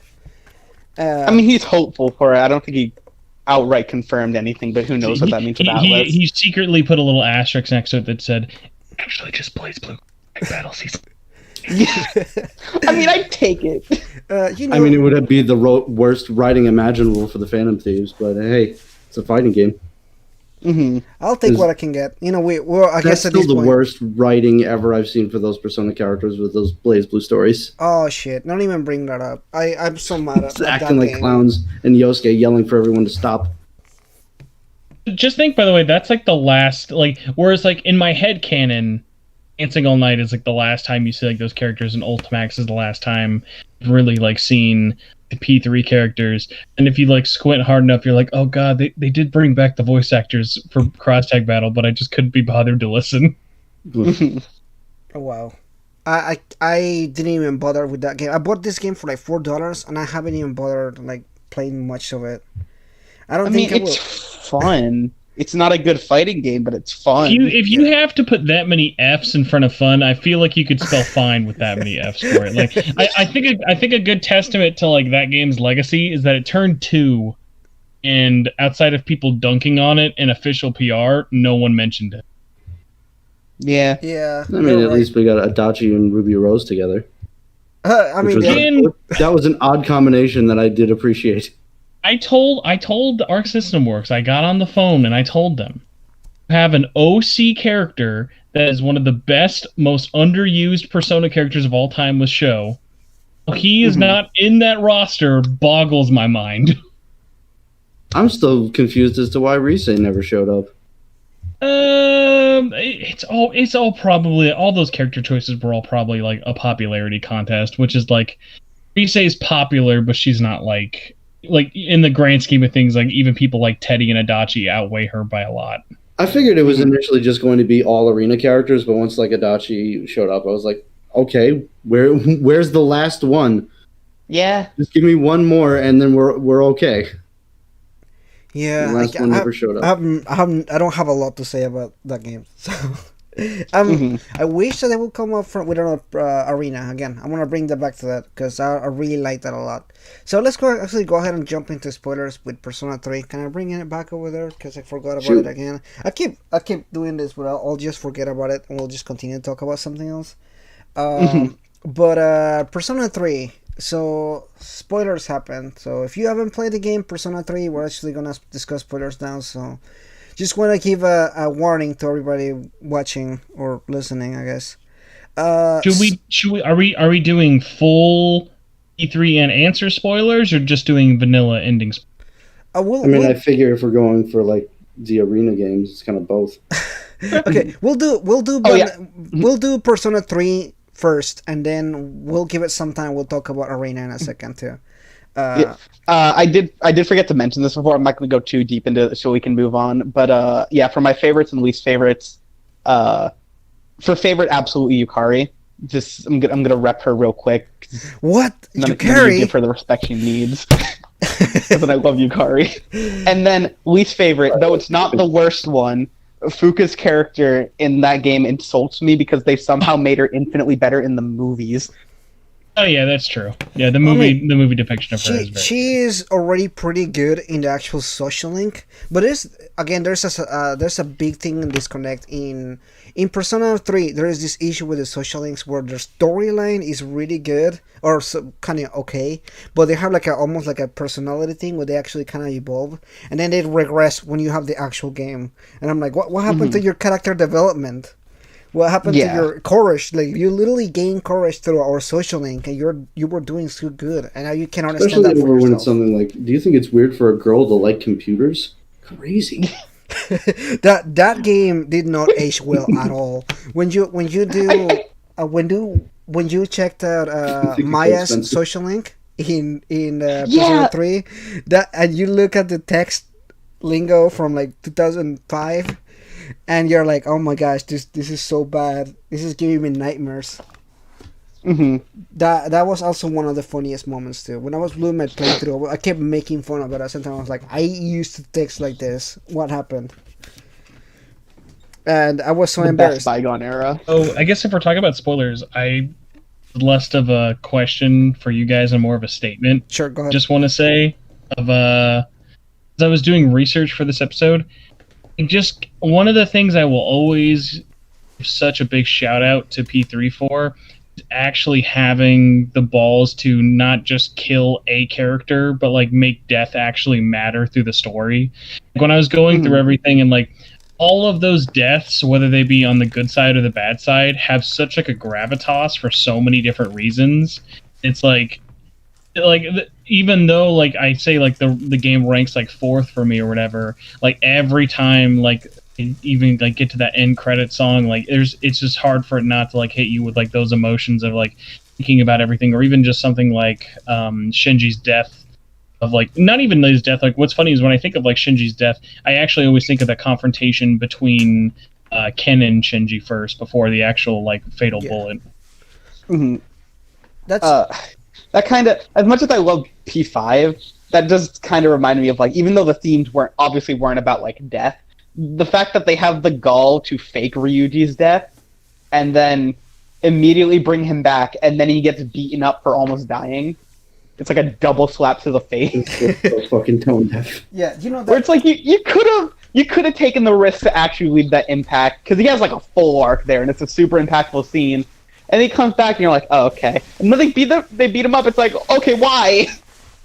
Yeah, I agree with you. That was one of the things that Persona 4 I kind of get because they wanted to have the whole upbeat thing and everything. But Persona 5 could have used a death. Like, it could have used a meaningful moment. Sure, they gave us spoilers, pancakes. But that wasn't really like as a good as a build up or like a joint character. I mean, it's been years later, and we still don't know whether or not he actually died. So I can't really call it a 100% meaningful death. But I still have to keep questioning it. Exactly.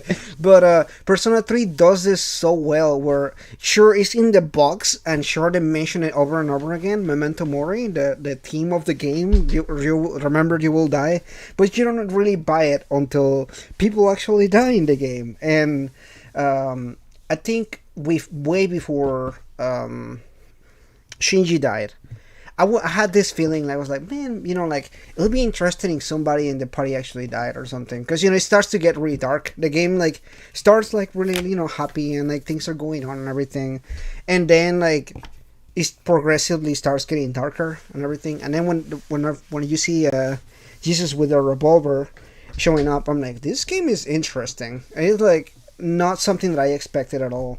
I mean, like, I never played anything like Persona before. That was like my first experience with Persona. And when I saw Shinji died, I was like, holy shit, like, is he coming back? I kept thinking that. I even remember looking it up, like, did I mess up somehow? Did I make a choice that killed him? And then, well, not in that playthrough. And then I remember doing the same thing again where Chidori dies. Because I felt so bad for Junpei when she dies and she sacrifices for Junpei, and I was like, man, like I will need to save Chidori, and I kept looking online.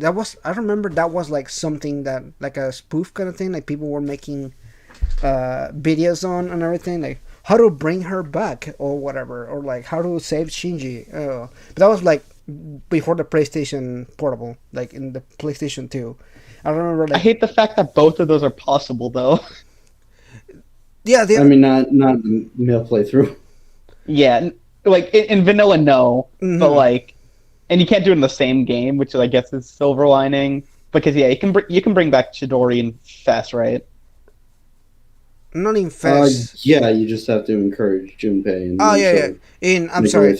Yeah, in the original game. I'm sorry. I keep thinking of the original game. I apologize. Yeah. And FES is canon, so she's technically still alive. We just never see her again.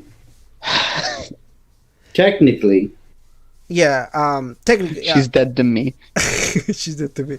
Yeah. In the channel we have a joke about Chidori. The first time that you see him, not first time, but when they're in the hospital scene, and Junpei comes in and she calls her Chidorita or whatever, we started joking about her being Chidorito, and it just became a meme for the entirety of the game, of the playthrough. It was just Chidorito and everything. Somebody asked whether Chidori bringing her back was canon. I don't think so, because she's never mentioned ever again in Arena. No, in Ultimax, because Junpei makes several references to like Chidori's gonna kill me if I don't make it through this. Did they really? Okay. So yeah, it's canon that she survives, but again, she's never directly shown since. Right. So you're right. It's all just maybe he's talking about her ghost. Maybe. I mean, doesn't he wear her necklace? Shinji is dead, canon, right? Yes, Shinji still is dead. He stays dead. I mean, for all we know, she was able to like store her life energy, like her life essence, in like a flower. Maybe she's just maybe she's in the necklace. This isn't Avatar. You can't like have someone like dating the moon. Like he's not going to be looking at his necklace every day and having a conversation with it like it's a ghost girl. I don't know. It'd be interesting if that was actually the case or something like similar to that. I was really interested to see if they were gonna fix that, and they did with Portable and everything, saving Shinji and everything. Which, in a sense, like I kind of hate that they did that, because it takes away a little bit from that, like, because the death is really impactful. Like, to me, it was like super, like, a breaking point in the story. So, like, when I saw that you could bring him back on Portable, I was kind of like, that kind of takes away from that experience. I don't know, like, you can disagree on that, but that's how I felt. No, I agree, especially just because, like I mentioned, Shinji's death isn't really what hits me the most. It's because of, like, that whole conversation between, like, Ken, he wants him dead. He's like, listen, like, he, in, like, that conversation they have of, like, listen, you can get your revenge on me. Will be a whole different person if that happens, and it's just sort of hard to like have that conversation happen and then like still seeing him walk around, because like that's what makes that scene so difficult. Because like as sad as it is that Shinji dies, if it wasn't for that, it's hard to think of a realistic reason how Ken would be able to move on about his death. Yeah, it does take away from Ken's character as well, I think. Because the relationship between Ken, Shinji, and Akihiko is really interesting. And I just feel like they didn't do it justice in the original game, in Persona 3 or Fest, really. Where they build up to that moment, but it's just kind of like little things here and there. They don't really talk about it or anything. And I think they kind of fixed that on P3P a little bit more, because they build more into it. Because honestly, the first time that I played the game, I was so confused about it. I was like, I know that Shinji's fault he kind of killed the mom. Is that right?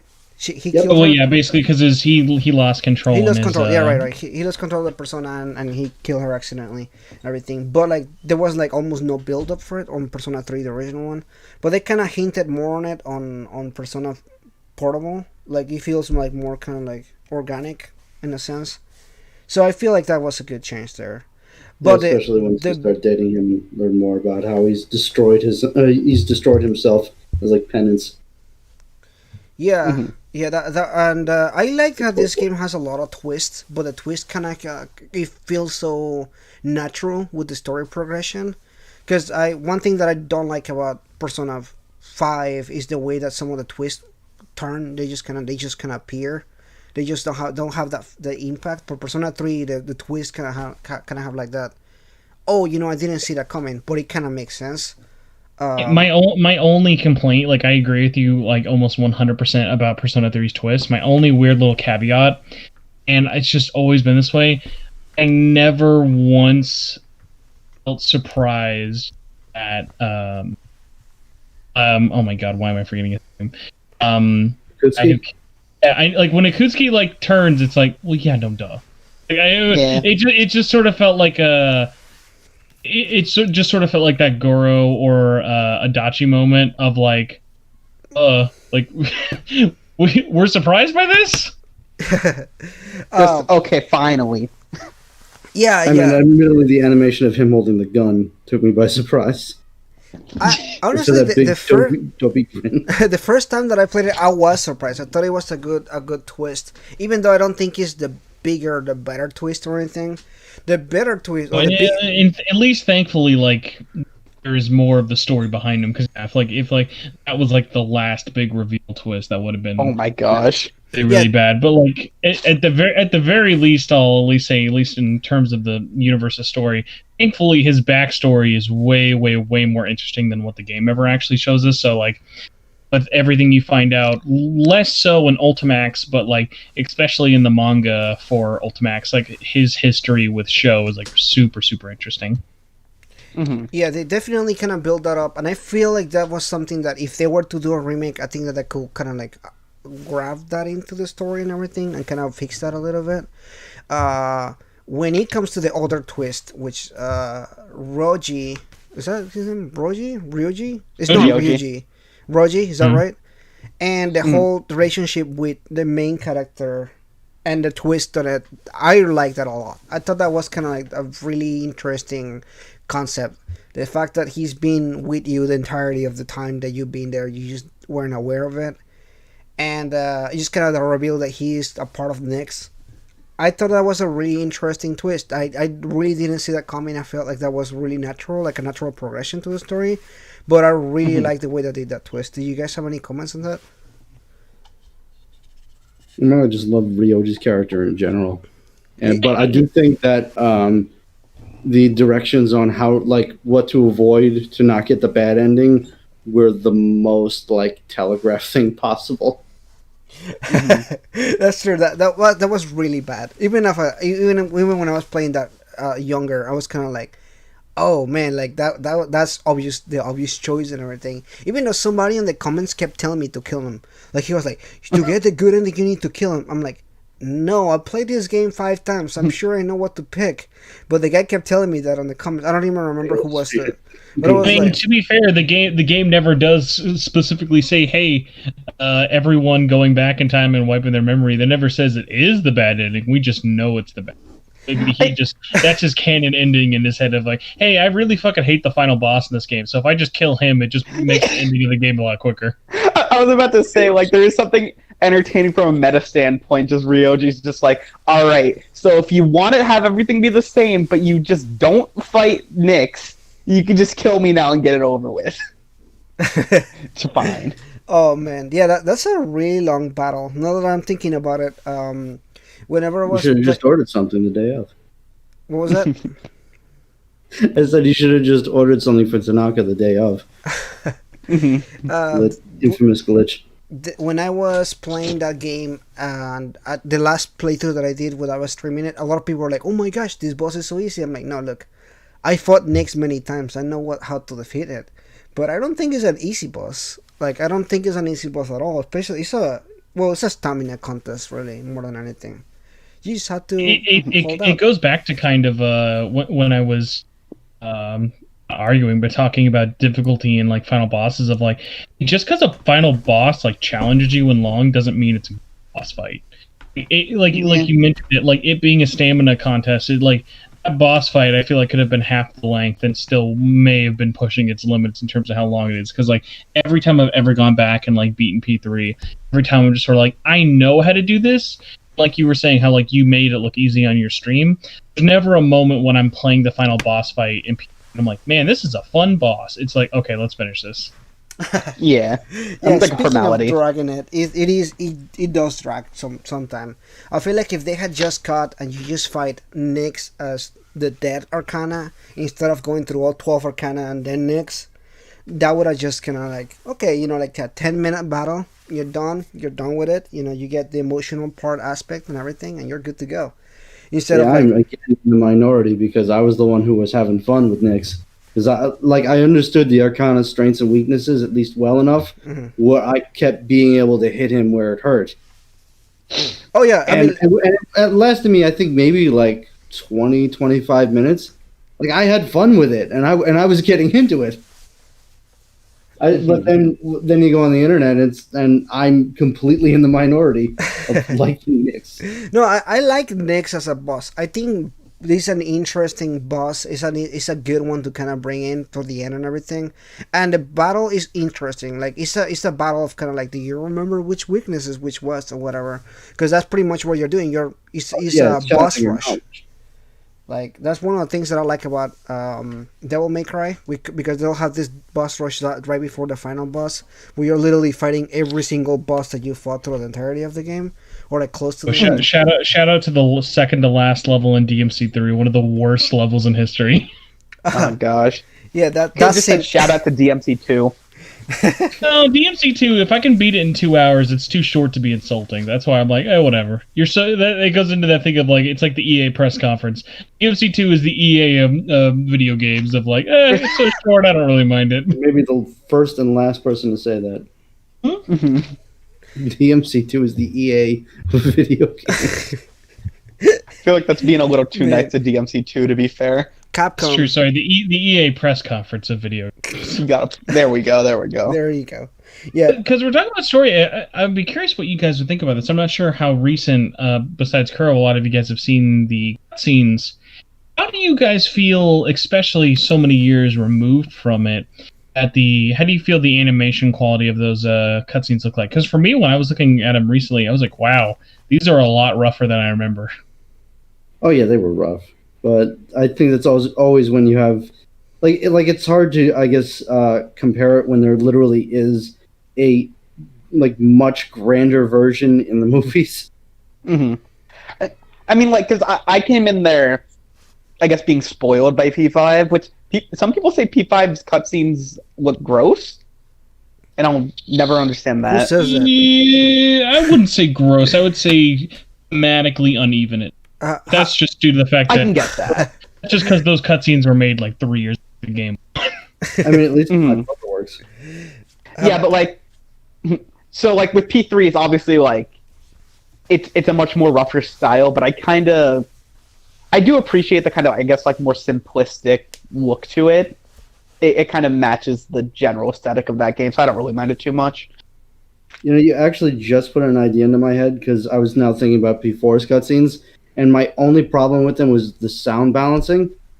Yeah, and with same the here. PC version, somebody could probably fix that. Same here. There's a But would sound they? balance problem. I hope so. Yeah, now that you mention it, there is a sound balance problem with that game in Persona 4 Well, Golden. welcome to the fun world of video game localization companies in the early to mid 2000s. That reminds me of a tweet that I saw. So quiet. It just reminds me of a tweet that I saw the other day, where they were talking about, you know, when you find the stairs for the next level in Persona 4 Golden, when you find the stairs for the next level in Persona 4 Golden, the music kind of goes down, and the character is supposed to say the lines, but the localization never translated those lines, never like voice acted those lines. So all you hear is like the volume going down, but nothing sounds there. And I was just complaining about it there, like, because somebody was like, "Well, it's just voice acted lines." I'm like, "Yeah, but you're paying the same price as everybody else for the game." Yeah, like it's a feature. Yeah, exactly. It's a feature. I don't want to hear them say shit like that. You know, I don't want to Are you hear. guys also in the same? Are you guys also in the same camp of like when a game is just subtitled, not every voice of voice dialogue is subtitled? Does it annoy you to no end? It's like Oh yeah. Yeah, one of the it weird definitely things does. for me, like one of the weird things for me is when people talk about the battle noises in TMS not being localized. Like, I don't know what they're saying, and I'm like, as someone who has a very rudimentary knowledge of like Japanese, they're basically just saying insert anime sound effect of the noise. So like, you're not really missing out on their like, let's do it. This attack's gonna hit. All right. But it's still part of the experience. Like, in a sense, like, I feel like, and this is a major complaint that I have with everything Japanese coming to the West. We are like so neglected in, because I don't feel like I seen Japanese Western games go into Japan fully translated, fully voice acted, like full like EA. Even you can say whatever about EA or Ubisoft, but they'll put full effort into the translations to Japan or Asia. I'll say this just because I'm curious if you guys have actually heard it. How much, if any of you guys, heard of the Japanese dub for Ghost of Tsushima? No. I heard it. That's like when they showed it off a little bit. They've showed it off a couple of times, but they had a segment of it in the last State of Play.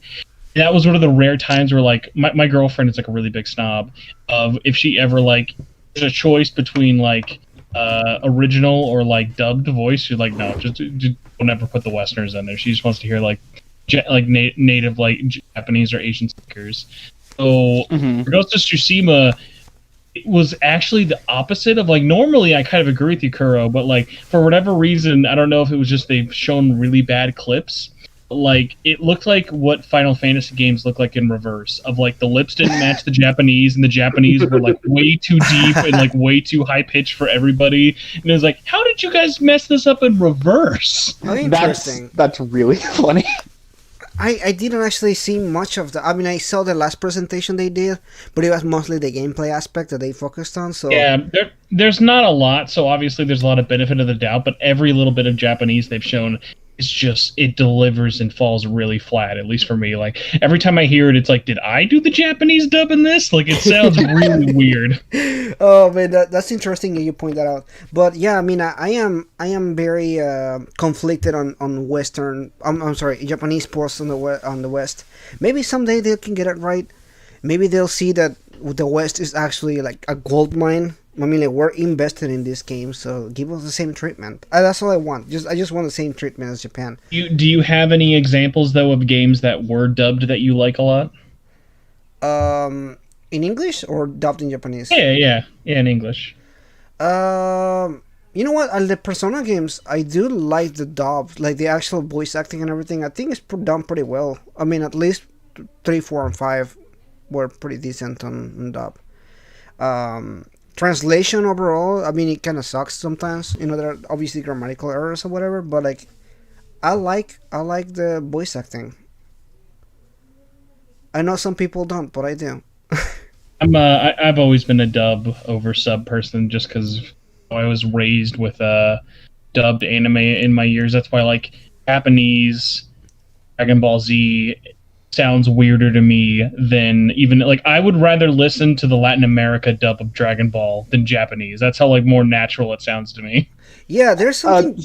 Yeah, so go ahead. Something on that note, like there are a lot of people who, they're like diehard, like sub over dub people, where they're like, I don't understand how you can understand this translation, like the English voices are so bad. And part of me is like, you don't really understand, like, you most likely don't understand Japanese delivery that much either, so for all you know, the Japanese voices could be just as terrible, if not worse. Oh, guys, can I throw somebody under the bus, because I know they're never going to listen to this? In the opposite side of things, I saw the worst take ever about Xenoblade Chronicles. So, I was one of these guys I follow on Twitter who really, really doesn't like Booth for whatever reason, but I still follow him anyways because I'm masochist like that. He's playing Xenoblade Chronicles for the first time, and he's like, "Oh, I can't do the dub of Xenoblade Chronicles. I gotta play it Japanese." I'm like, "No, Xenoblade, you gotta do it." This hurt me so bad. He was like, "Dude, how can you say the Japanese dub of Xenoblade is bad? Band is Vegeta." Like, no, I don't want to be listening to like Xenoblade Chronicles and be like, look, it's named that anime character. Especially just because like all British voice cast is like such a rarity these days. That's why Xenoblade is like one of those weird things of like, man, embrace that game's weird, awesome dub. I actually do that. This is the first time I'm literally playing Xenoblade Chronicles right now. My first time, first playthrough ever, and everything. And at first, I thought that the voice acting was kind of odd, but I was like, you know what? It's not bad. Like it's like, I mean, I have an accent. Like I'm not gonna complain about the accent or anything. And the voice work itself is really good. Yeah, I mean, like it grows on you, and I don't think it's bad. I really don't. I really don't get the hate on the dub. I don't get it at all. Maybe because I'm too late. Xenoblade 2, however, is a different story. Yeah. Got it. Xenoblade 2's dub is gross. I'll defend Xenoblade 2, if not just for the fact that it has a Welsh character represented. I find hilarious every time. All right, so I have no idea anything about Xenoblade Chronicles 2 or anything besides the one that I'm playing right now. But I'm Xenoblade 2 is like the opposite of a guilty pleasure for me. It's like the one thing where I'm like, I can't stand this. People can't know this. It's at least interesting. I'll point this out before I shut up about Xenoblade. What's really funny is if you look at all three of the major games dubs, it's like 2 is a kind of amalgamation of different languages and accents. 1 is very British, and 2 just sounds like it was made by anyone who's ever recorded like a Western localized game. Yeah. Like for whatever reason, whoever decided to do X was like, let's just get every anime voice actor ever here, which is like, it's fine, but like if you hear Yuri Lowenthal and Laura Bailey enough times, they all just kind of blend into other games. But that's what's so funny. Like when you put them all three next to each other, it's like, how were these made by the same company? Interesting. I will have to check it out so I can kind of give my opinion on this. I have no opinion on this at all. Have you? Kind of bringing this back, Kuro, have you played much of Strange Journey Redux? Strange Journey. Anything that is a 3DS game, I don't listen to the audio much. I literally play handheld games on mute. I see. The only reason I bring it up is because that's another one of those odd ones of like, I hate that game is dubbed. That game is so multi-ethnic with its cast that everyone's Japanese is just like it's just so it just takes me out of the experience so much. Interesting. Yeah, again, every single, because I'm outside so much, I have to play the games on mute on handheld games. That's why when a lot of people are like, "Hey, what did you think about the soundtrack for this game?" I'm like, I did not hear any of the soundtrack. The what? There's a soundtrack that hurts me, but I understand that most people are like you, so I understand that. No, like there's legitimately times when I'm out and I want to play, like for example, Xenoblade, and I'm just grinding. I don't need the audio for grinding. I literally just need to be outside. Like I'll be jogging around or something. Oh, it's really funny now that I'm thinking about it. I'm jogging around with my Switch in my hands, and like, because I have to do some kind of exercise at some point. So when I'm not streaming, I'm just like running around with the Switch in my hands and grinding. Because apparently people don't want to watch 3 hours of grinding on stream. They're lost. They complained about it the other day. He was like, "This is too boring. It's just grinding." I was like, "Fine, I'll grind on my own then." It's not 3 hours of grinding. It's just 3 hours of Garplane's theme. That's all you need. Yeah, I would pay money to hear that on a stream, and I even own that song. Yeah. Oh man, but I do like the dialogue between the characters. Speaking of Xenoblade Chronicles, whenever they're in a battle, they have these same repetitive lines, but I love them because they're so stupid, and they keep saying them over and over again. I'm like, this is charming in an interesting kind of way. I like that. No, Man, what a bunch of Run. jokers. Well, We just ran over each other with Ryan clips. Grind time, baby. oh man, Ryan is the Junpei of this game, yet much better, kind of like funny.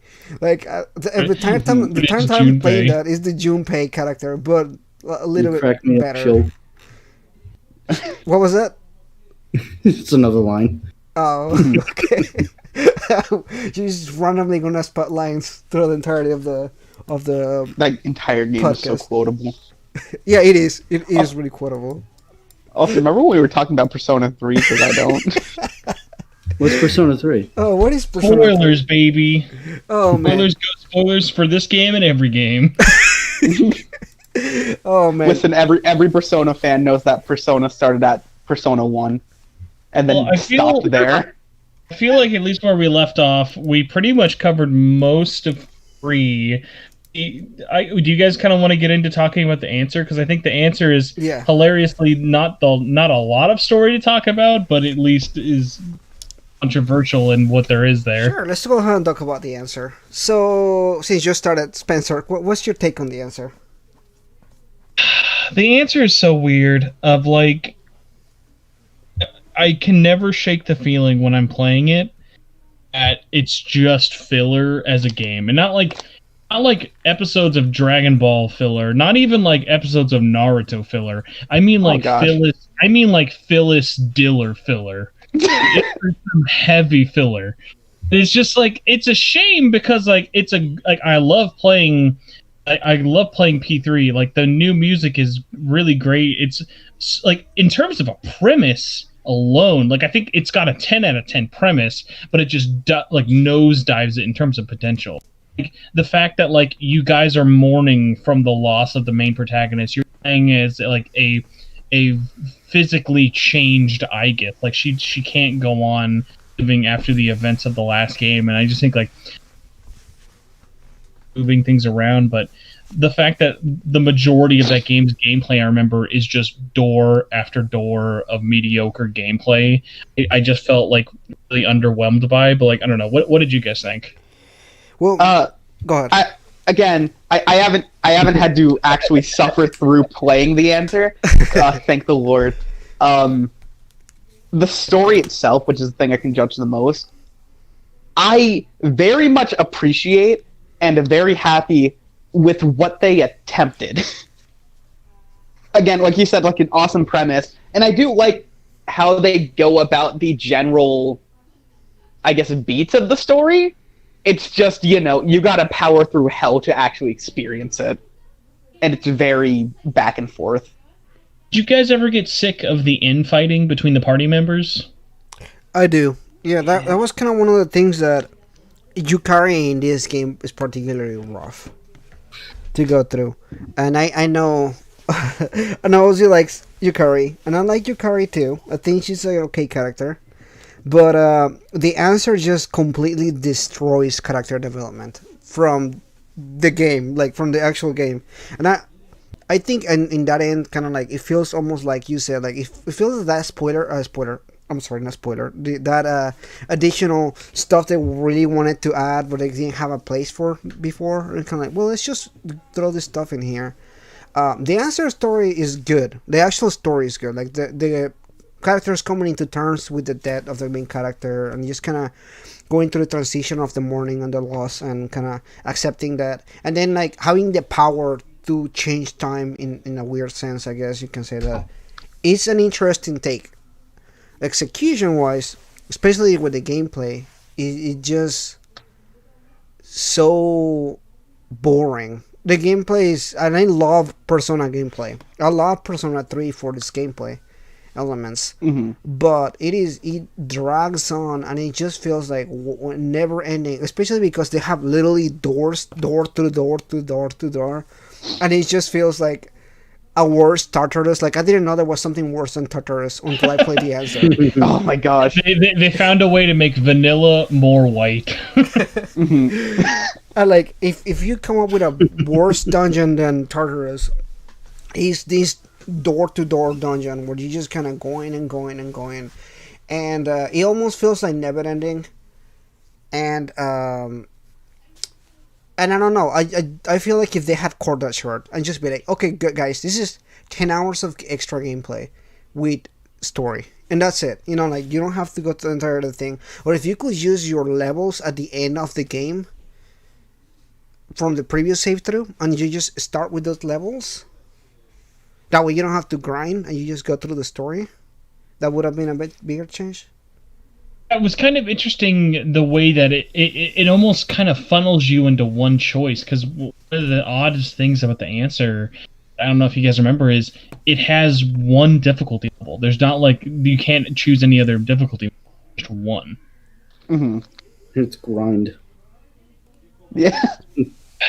Yeah, it just sucks too, because like kind of like what Adam was saying in terms of like what's there is like good for story, and like say with like Kuro. I just felt like the gameplay took me to such depths of not having fun that it would have really had to have like done an amazing magic trick for that ending to be worth it. Like I don't know, what was your guys' real like take once the revelations of the end happened? Spencer, would you say that the answer made you feel like death? 100%. It See, made it's fitting. It's thematic. It's the director's vision. We got it. Oh my god, man! Speaking of dumb things that fit, I don't know about you guys. When I found out like the whole origins between between Aegis and like Medius, it was like, okay, so like it's just like a cooler version of her emo side, I guess. It was just like. It like made any potential for a different robot be like, oh, okay, like I care more about the miscellaneous robot from P4A story mode than her now. This was my. It kind of feels like I love Unit 24. As much as people get on like Jose's case and Royal for like not really having a narrative purpose, it's just he's kind of there. There is an element where I can appreciate that, because a lot of the time Atlas will introduce characters who solely will be there to fulfill, like, we need a twist. Yeah, like Marie. And Marie, yes. Metis absolutely as well. Yeah. Don't get me started on Marie. To actually Jose's credit, we still don't know, because he could mean something in a future game, while Metis means nothing to other games. Yeah. As far as canon goes, Lapras is literally Aegis' soul sister. Mm-hmm. That's it. This was my response. I'm gonna send you guys a little GIF in the Discord so you can take a look at that. That was literally my response when that happened. By the way, I was just like, okay, yeah, Mm-hmm. no, seriously. Seriously, I don't know what could have been different for the answer. How would you fix the answer? Like, how would you fun? Besides the gameplay, how would you kind of rearrange the idea that Spencer said of being able to carry over the level, so grinding no longer becomes a chore. Like that instantly makes me feel better about it, because there is this disconnect between story and gameplay, and if they tried to bridge that gap, it probably would have made it more enjoyable. Honestly, regarding the story, I know you said before about how like it destroyed character arcs and like the character growth, and I disagree. But how I kind of perceive that is, again, Atlas is like poetry; it rhymes. So whenever they add extensions like that, a lot of the time they will revert their characters back to. Because they'll have their growth by the end of like the original like stories, and then they'll get to that point where something happens and they just revert to their original selves, and the goal is to get them back to where they already had ended up at the end of the original experience. Yeah. Maybe with like one extra trait added in.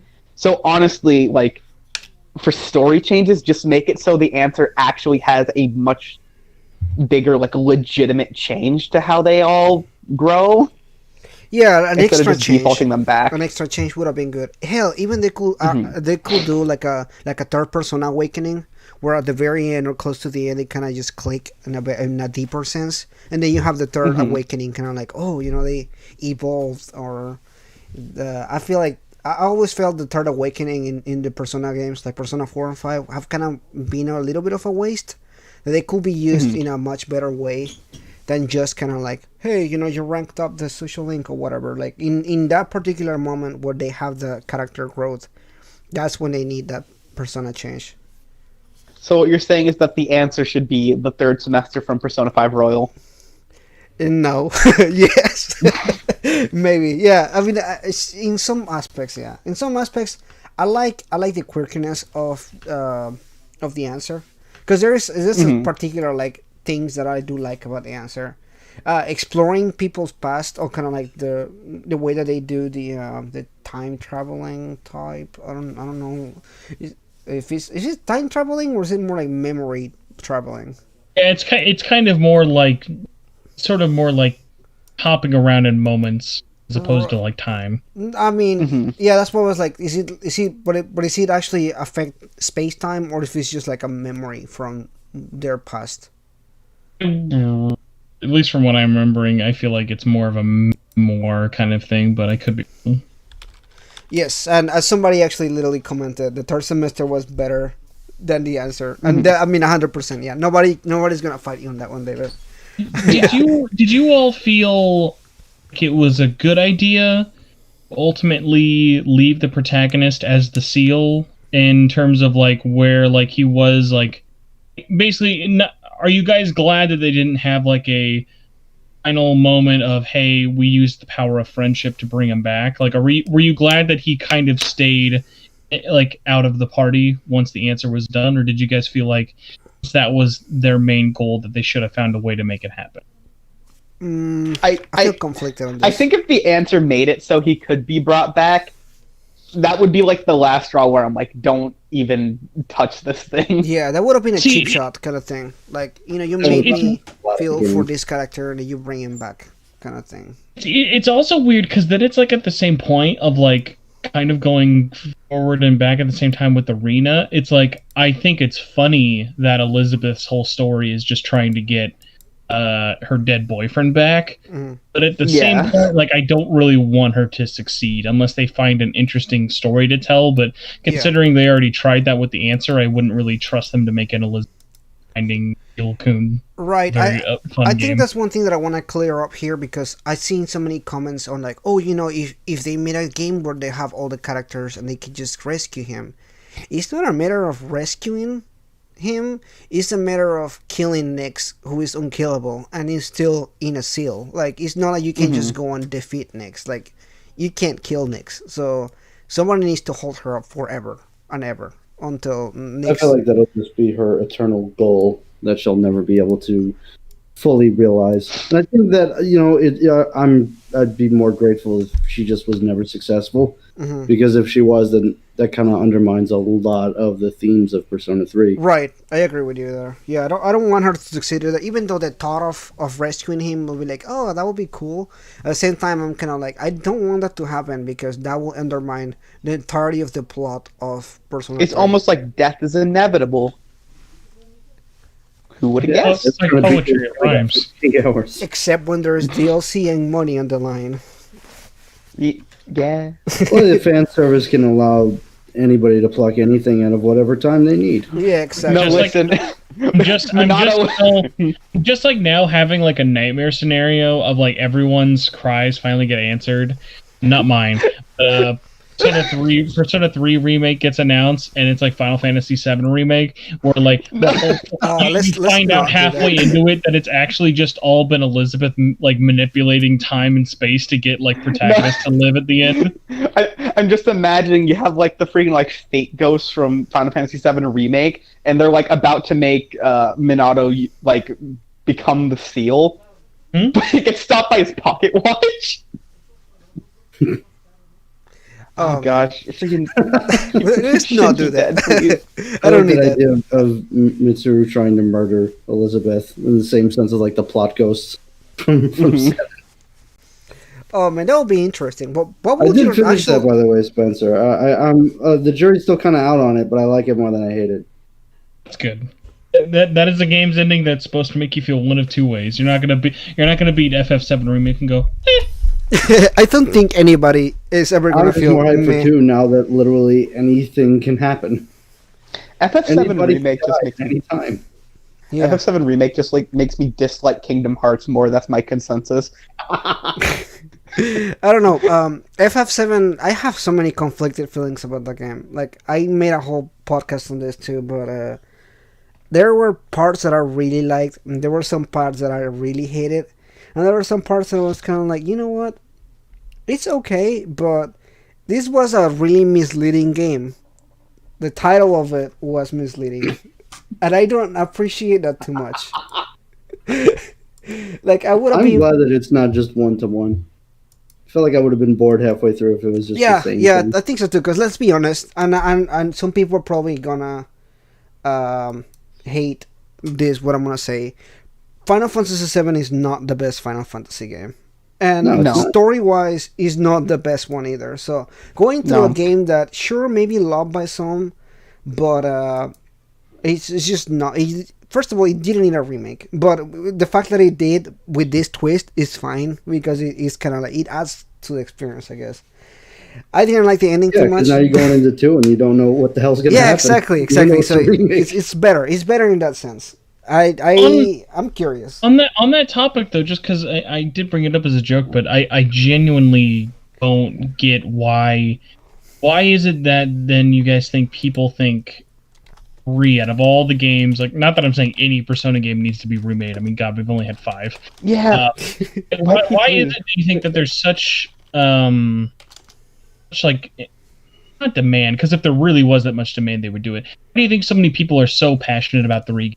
Is it just because it has the nostalgia factor, or is there something that you think genuinely could be better if this game got a ground up full remake? I don't think it needs a full remake just because the gameplay kind of like outside of party control, it's still in line with what we have today. Like if any series of games need a remake, it's the original trilogy. Oh, definitely. Yeah, agreed. At least I that's agree with in a you. different gameplay style. What I will Because- say. Sorry, go ahead. Oh, I was just gonna say, like, I'm not doubting that a remake of Persona 3 could potentially make the game overall better, but I don't think the, I guess, development time and like the investment of that and like all the resources going into it are worth the little bit it would be better compared to how it already is, instead of them just going forward and making an actual new idea. Yeah, and let's be honest here. Based on the interviews that I've seen with Sega, I don't think that's ever gonna be a thing. Like, I'm just putting it out there. I've seen a lot of people They keep talk putting about it on the survey. Yeah, but they also talk about all kinds of, like, talk about Persona 1 and 2 in the surveys. I mean, how much listen, credibility can we're you... getting that Persona. We're getting that Persona 4 and 5 board game. I promise. That was literally They a keep question. saying it. Yeah, they Porn, keep talking yeah. that too. Shout out to my friend Ming, who did a board game for Persona, a card game. It's pretty cool. Take your card. What's up? Is that one take your card? Because I've heard about that board game. Yeah, I can send you guys a link about it. But it's pretty cool, and you can actually print it yourself and everything. He made it. Yeah, available. that's the one. I've heard about that one. I like that game. Yeah, I played the game myself, so it's pretty cool. He made it so similar to how the game works in Persona 5 that it's pretty cool. I really like that. If you guys like board games, you should check that out. Okay. So sorry about the shameless plug. I just kind of like you guys talked about that, and I was like, oh yeah, that happened. That was pretty cool. But going back into the actual remake things, I doubt it. I even though I made a video about it, and people were like, what about Persona 1 and 2? I was like, look, I want to talk about Persona 3 because it's my favorite game. Give me a break. But I mean, to be fair, like, no matter how you feel about them, another reason why I'm kind of like, guys, we don't really need anything remade. It's like, guys, all 3 of those PlayStation games have already been remade. Yeah, we didn't get one of them, but they've been remade.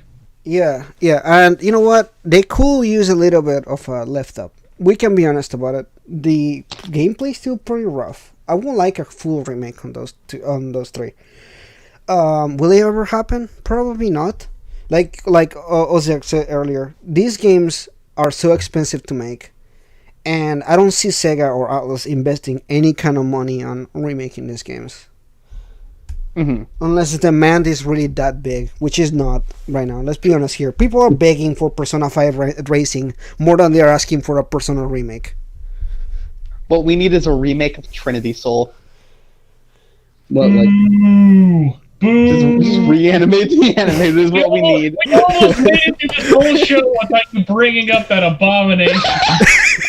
that was going to happen eventually. It's tied to 3, technically.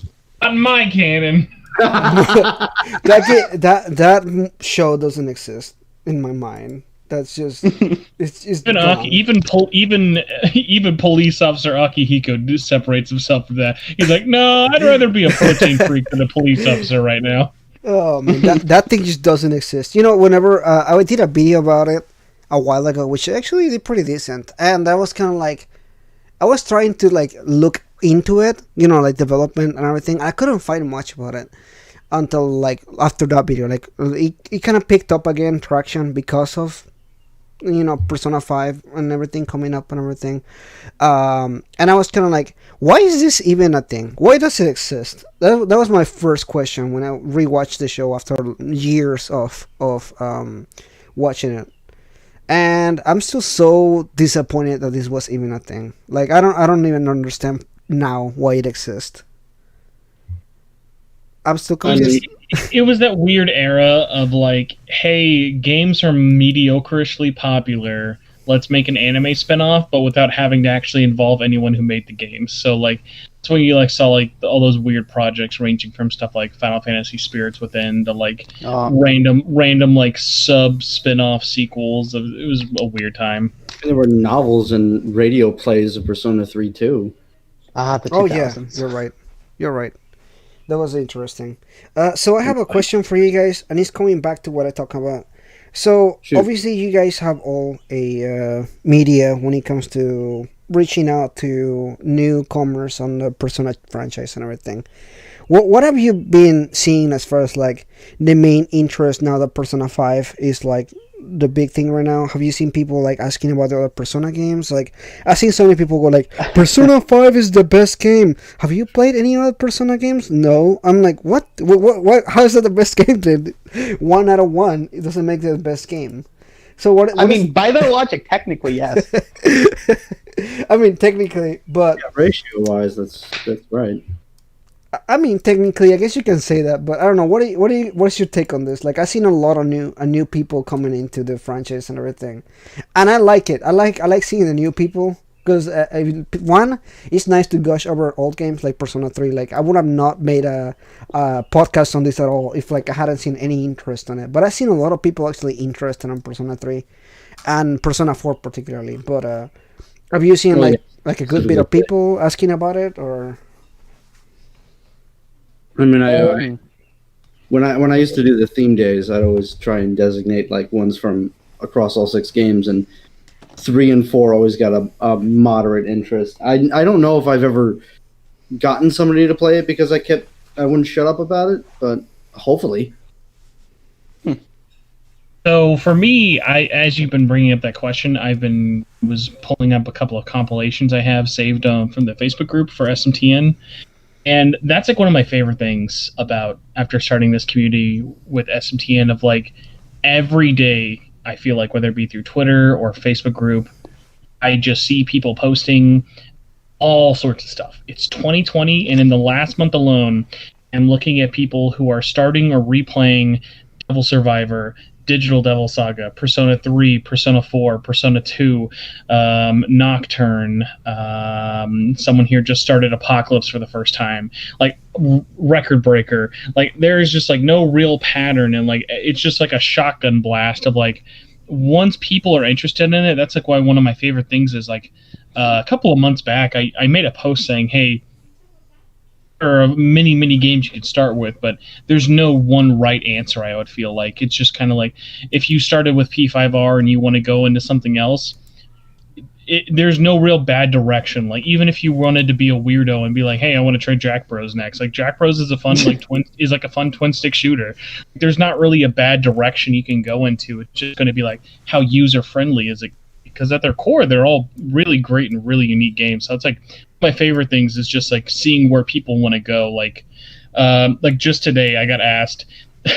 Such a weird comparison, but someone was like, "Hey, should I play?" Like they've only played Persona 5, and they were like, "Hey, should I play SMT 4 or should I play Soul Hackers?" And I'm like, "Man, that's like so great to like think like you go from like P5 to like Soul Hackers." But I was like, "Fuck, man, go for it. Why not? Like they're all great." That would be an interesting jump, actually. Now I'm thinking about it. Soul Hackers is very different from Persona 5. Yeah. But yeah, like I said, like all those games are like so weird and different. That's why I'm really, really excited about Scramble.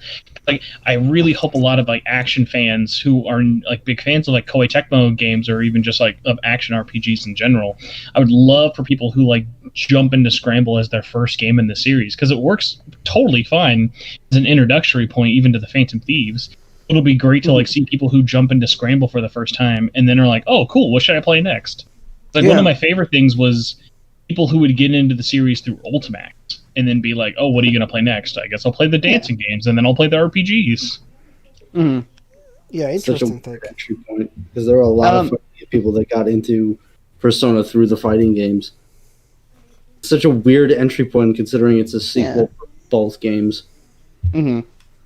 Yeah, I cannot imagine starting like that at all. Sorry, go ahead. I do. I don't know. I find it kind of interesting because, like, for me, I come from the perspective of someone who did get into the series through 5, and like, so around me, I have a lot of those people who, crap, what was I gonna say?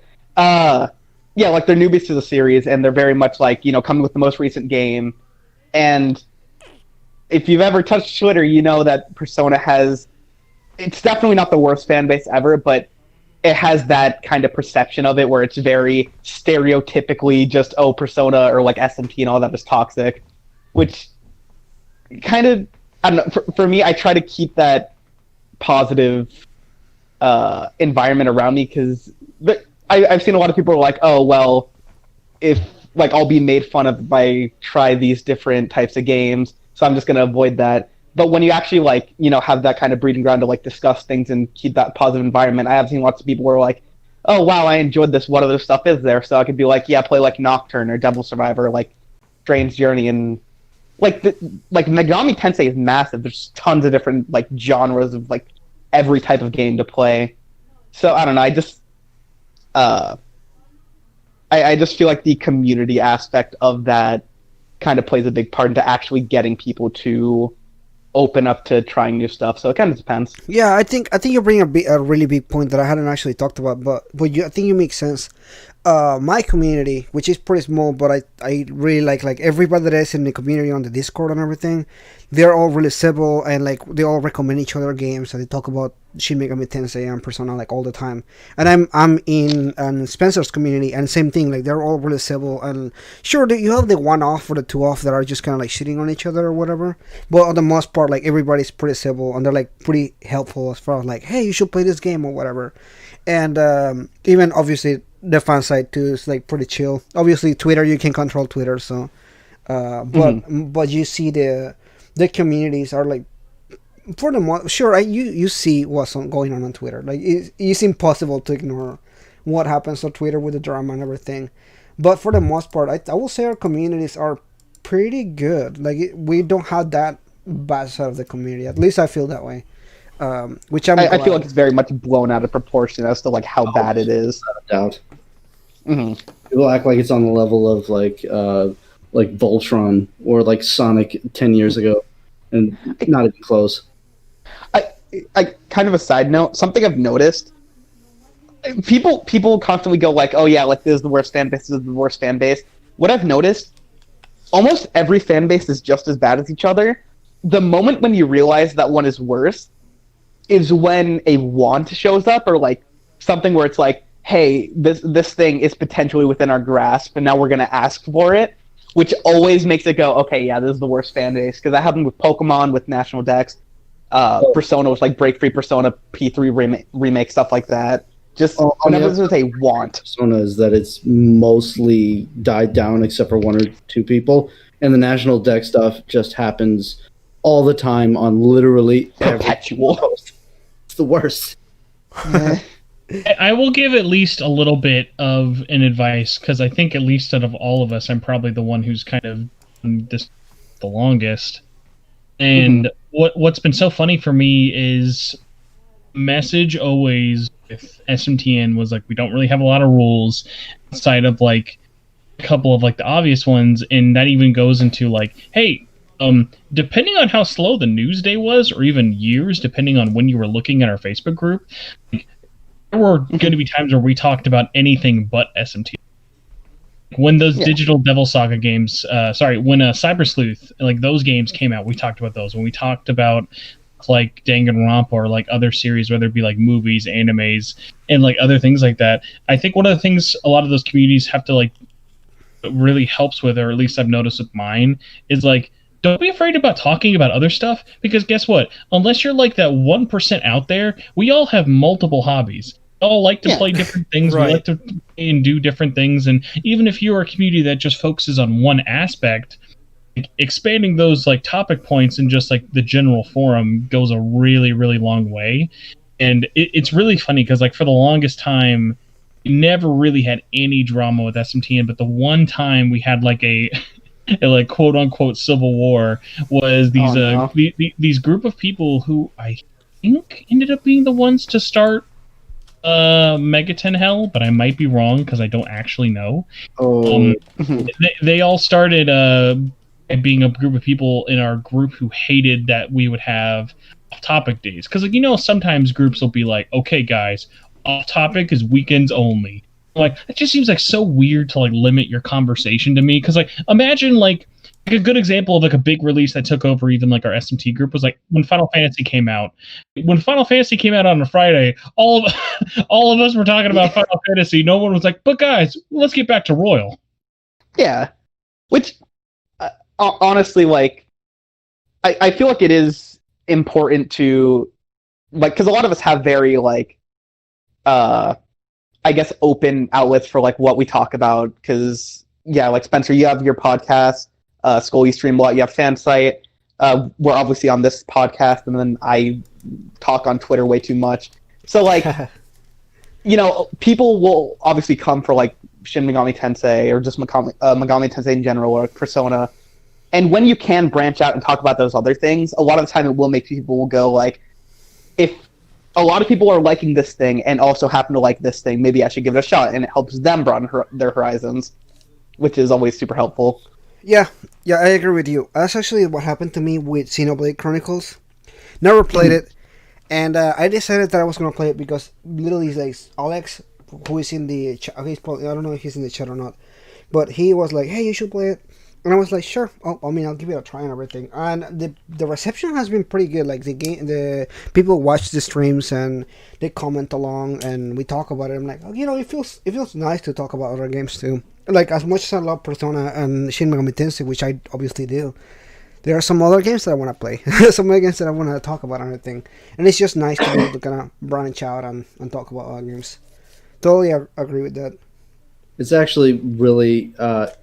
I can't help but chuckle because me and Spencer kind of, I guess, are in the same circle of Facebook Persona groups, and Megami Tensei Hell could be, actually no, as far as I know, it is the largest and the worst like and Persona anything group on Facebook. I've actually never heard of that. Oh, they have this very strange hate on for me, like a really angry hard on, because one of the rules that they had was. No sharing from Phansite, and if you do, it's an instant. What? And I was like, okay, what the fuck? All right, interesting. then. But it makes me very happy because I know the guy who runs it, and he's a dick. Just to say that's the nice way of putting it. He's a dick. Fun little history origin for that. The origins for that before, I guess they must have changed their name because I don't think it still exists. Was they tried to make basically like they tried to pull a Bender and were like, fine, we'll make our own SMT group, but it'll be better and have blackjack and hookers. And for whatever reason, they decided to call it Fire Emblem Network. Oh, which I remember it was like people would always like send to me stuff every now and then. It was the exact same thing you'd see now in that group, but for whatever reason, because I think around the same time as when Fire Emblem was really blowing up, they were sick of seeing Fire Emblem, so of course they would name their Megaton group Fire Emblem. It's okay. I mean, it makes sense. It's not a bad name. I mean, I guess I'm in a lot of groups in Facebook but I'm usually never active. Like I usually just go there, look at the memes, look at whatever they have to say and whatever. And I can't imagine being in any other groups, at least right now, in any real, at least in any like actually like active participant, because like even though Jesus, what are we at? We're almost at like 7,000 members. I read and I look at every post and every comment. There's a reason like for I so relate many, to that. there's a reason why there were so many years where like there wasn't any moderator or other admins, just because it was like, well, there are so many people, don't you need someone else? I'm like, no, I look at it all and I talk to everybody. It's like it's not something like I do easily, but it's like I'm on my phone enough that like I can do that. Plus it's like I would feel weird, at least as someone who was like driving force behind creating that whole like group and community of like it's weird if I see people talking and me not to like throw myself into the conversation, and if it's just to be fucking idiot and put like the care react as many times as I can before it's taken away. Oh man! I stand alone. I deleted my Facebook a while ago. Oh, did But you? you're a young kid. You were born when Vine was still around, probably. How old do you think Ozzy is? 11? No. I actually had a not to sell you out. I had a really, really depressing moment when I had Adam on my podcast.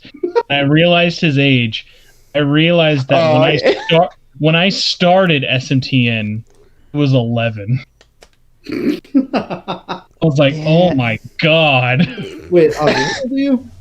I'm about to turn 19.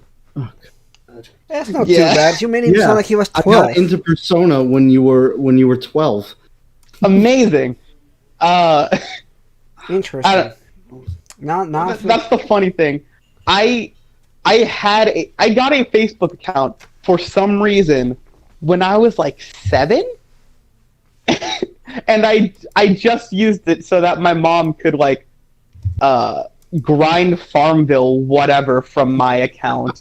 That really Could be worse reasons. Could have been like, oh, I was 7 and really wanted to try out Tinder, so I had to make a phone. No, but yeah, I left that account dormant. Funny enough, when I was like 11 or 12, and it's just kind of hidden away. Wow. freaking hilarious. Yeah, I can't relate. Wonderful. For the longest time, I refused to have a Facebook. I think I got it once I finished high school. I was like, man, well, I kind of need a Facebook now because everybody's gone. You know, like I'm finishing high school, so I have to get one. And and I use it mainly just again, it's just memes. And then like if it's something funny, I just want to laugh. But if it's like drama and stuff, I'm like, unfriend, block, bye. I don't really have time. Like with everything going on, I just don't have time for Facebook and like arguing and everything. So I go away from it. I have to use I like have to use Facebook as like pretty much my primary like social media one. Even like if the like group activity stuff aside, just because like that's like how I talk to so many people through like Messenger, and like I like talk to my girlfriend on there. Like even though like we both have iPhones, we both could use iMessenger. We pretty much always use Messenger because like they have like free stickers, but on iMessage you have to pay for stickers. Like, all right, well, use Messenger because they have cuter stickers to spam. Mm-hmm. Anyways, welcome to the Facebook podcast. I hope you guys are enjoying. How did we go? How did we go? The stream just got zucked. Yeah, we have to start it all over. How did we go Make sure for to poke our page. All right, so we're actually going to answer questions now. I have a ton of questions from Twitter. And if you guys have any other questions in the chat, go ahead and drop them now. Because I keep going on a tangent. We keep going on a tangent, and this could easily go for 5 hours again. Yeah. All right, so there's a question. What underrated SMT games do you recommend to play? I guess this is open to everybody. Spencer, you're SMT guy. In terms of underrated, it's really hard because, hey, guess what? That whole series is underrated. So I'll just give 3 really quick recommendations. Try Soul Hackers, try Record Breaker, and try Strange Journey. Mm-hmm. Right on. I like those 3 actually. Underrated. I don't know what underrated will be really. But I will tell you the ones that I like, that I enjoy a lot. I mean, I like them all in different kind of ways. I will say Soul Hackers, SMT4. Don't shy away from the difficulty on these games. By the way, you can pull through them. I seen a lot of people that will just go, they're too hard, and I'm like, well, you'll pull through it. They're not impossible games. Have you seen people refer to Shin Megami Tensei as the Dark Souls of RPGs? Why is that even a thing? I saw somebody say that the other day. I was like, what? So that was a meme before it was a meme of like how IGN now gets dunked on all the time. Well, used to be for 7.8, but now I guess it's going to be Dunkin' Donuts and Rain. Well, before that, there was it really makes you feel like Batman. Oh God, yeah. Well, so the quote of the Dark Souls of Persona came from I don't even remember who the author was back in 2012, but a Kotaku either feature or report on SMT4. Oh okay. No! That more is just the Dark Souls. Like, it said like Crash Bandicoot feels like Dark Souls or whatever, but that specific quote of the Persona of Dark Souls or like of the Dark Souls of Persona that came from a old Kotaku feature like forever. Oh, did it really? I didn't know that idea. was an actual like. I don't know if the account is active anymore, but there was a Twitter account called @It's Like Dark Souls that all it did was catalog every time a journalist would compare a game to Dark Souls. Mm-hmm. And it became stupider and stupider as time went on. All right, they had a field day with Crash Bandicoot and Cuphead. Going back to the actual question, because we're going to... yeah, if I have to put my two in the ring, Tokyo Mirage Sessions for one. Damn. And... Fine, I'll steal another one then if you were going to mention it, but I kind of doubt it. I haven't played much of it, but I have heard good things about DX2, which is the app. Oh yeah, the gacha game. Is it a gacha game? Kind of feels like it. It's a gacha game. Yeah, that's what I thought. That's what I feel like. I played it. I was like, I don't have money or time for this app, but it's cool. If you like it, it's fine. It's fine. What about you, Skull? Do you have any recommendations? Definitely sticking with Tokyo Mirage Sessions because I still think that outside of the game not being the premise that people thought it was going to be like 5 years ago, it's still a fun game. And then also Strange Journey and Soul Hackers. I have something to say about that. People need to get over Tokyo Mirage Sessions. It's been a long time. First of all, you guys weren't even, a lot of the people that I seen, you didn't even know about Shin Megami Tensei when that came out. I can guarantee you, a lot of people that comment about it, I'm like, you didn't experience this. I did. I experienced the disappointment, and I got over it. The game is good.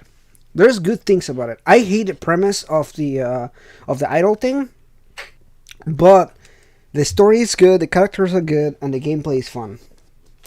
I mean, it did become an obsession with Atlas for a while, was just idols and idol culture. I will say this about Tokyo Mirage Sessions. Even as someone who knew essentially nothing about SMT, like, around the time when that was being shown, I remember seeing the original announcement for, like, oh yeah, this is coming, SMT X Fire Emblem. I'm like, what? Okay. And then actually showing Tokyo Mirage Sessions, I'm like, it's this? Okay. Sure. That's not... All right. Okay, then... yeah, but it was the weirdest shit, but it's one you can vibe with. Mm-hmm. Yeah, it's not for everyone. It's not for everyone, and you can accept that. And this game is not for everybody. But if if you want Persona 5 on Switch, you can play this game.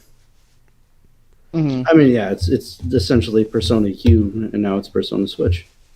Yeah, like this is the closest to Persona you're gonna get on the Switch, and it's not a bad thing at all. But I'm just saying, like the people that are port begging, they can play Shin Megami Tensei, Tokyo Mirage Sessions. Also, to quickly answer the question that just got dropped in the YouTube chat, no, Persona 3 remake isn't happening. This is the hill I die on. Yeah, I don't see it. Even as a fan, I don't see it happening, and that's my favorite game. I still don't see it happening. I mean, logistically, the director just moved away from the Persona franchise to work on a new project. Why would he want to come back immediately right after? What do you think that new project is? I don't know. We'll find out in 2027. Well, I was really surprised that they actually mentioned it recently. There was this Sega game thing Yes, the going Sega on. Crane game. Yeah, and they actually mentioned it there, and Sega actually mentioned it this year at the beginning of the year. They did some kind of interview, and they were like, "Yeah, we're wanting Atlas to focus on new IPs." I was like, "Yeah, they want to drop SMT." That was my first thought. No, but for real though, they are focusing on the new game. That's what they want. Sega wants a bigger piece of the cake, I think, as far as direction and everything, and I'm sure they want to focus on that more.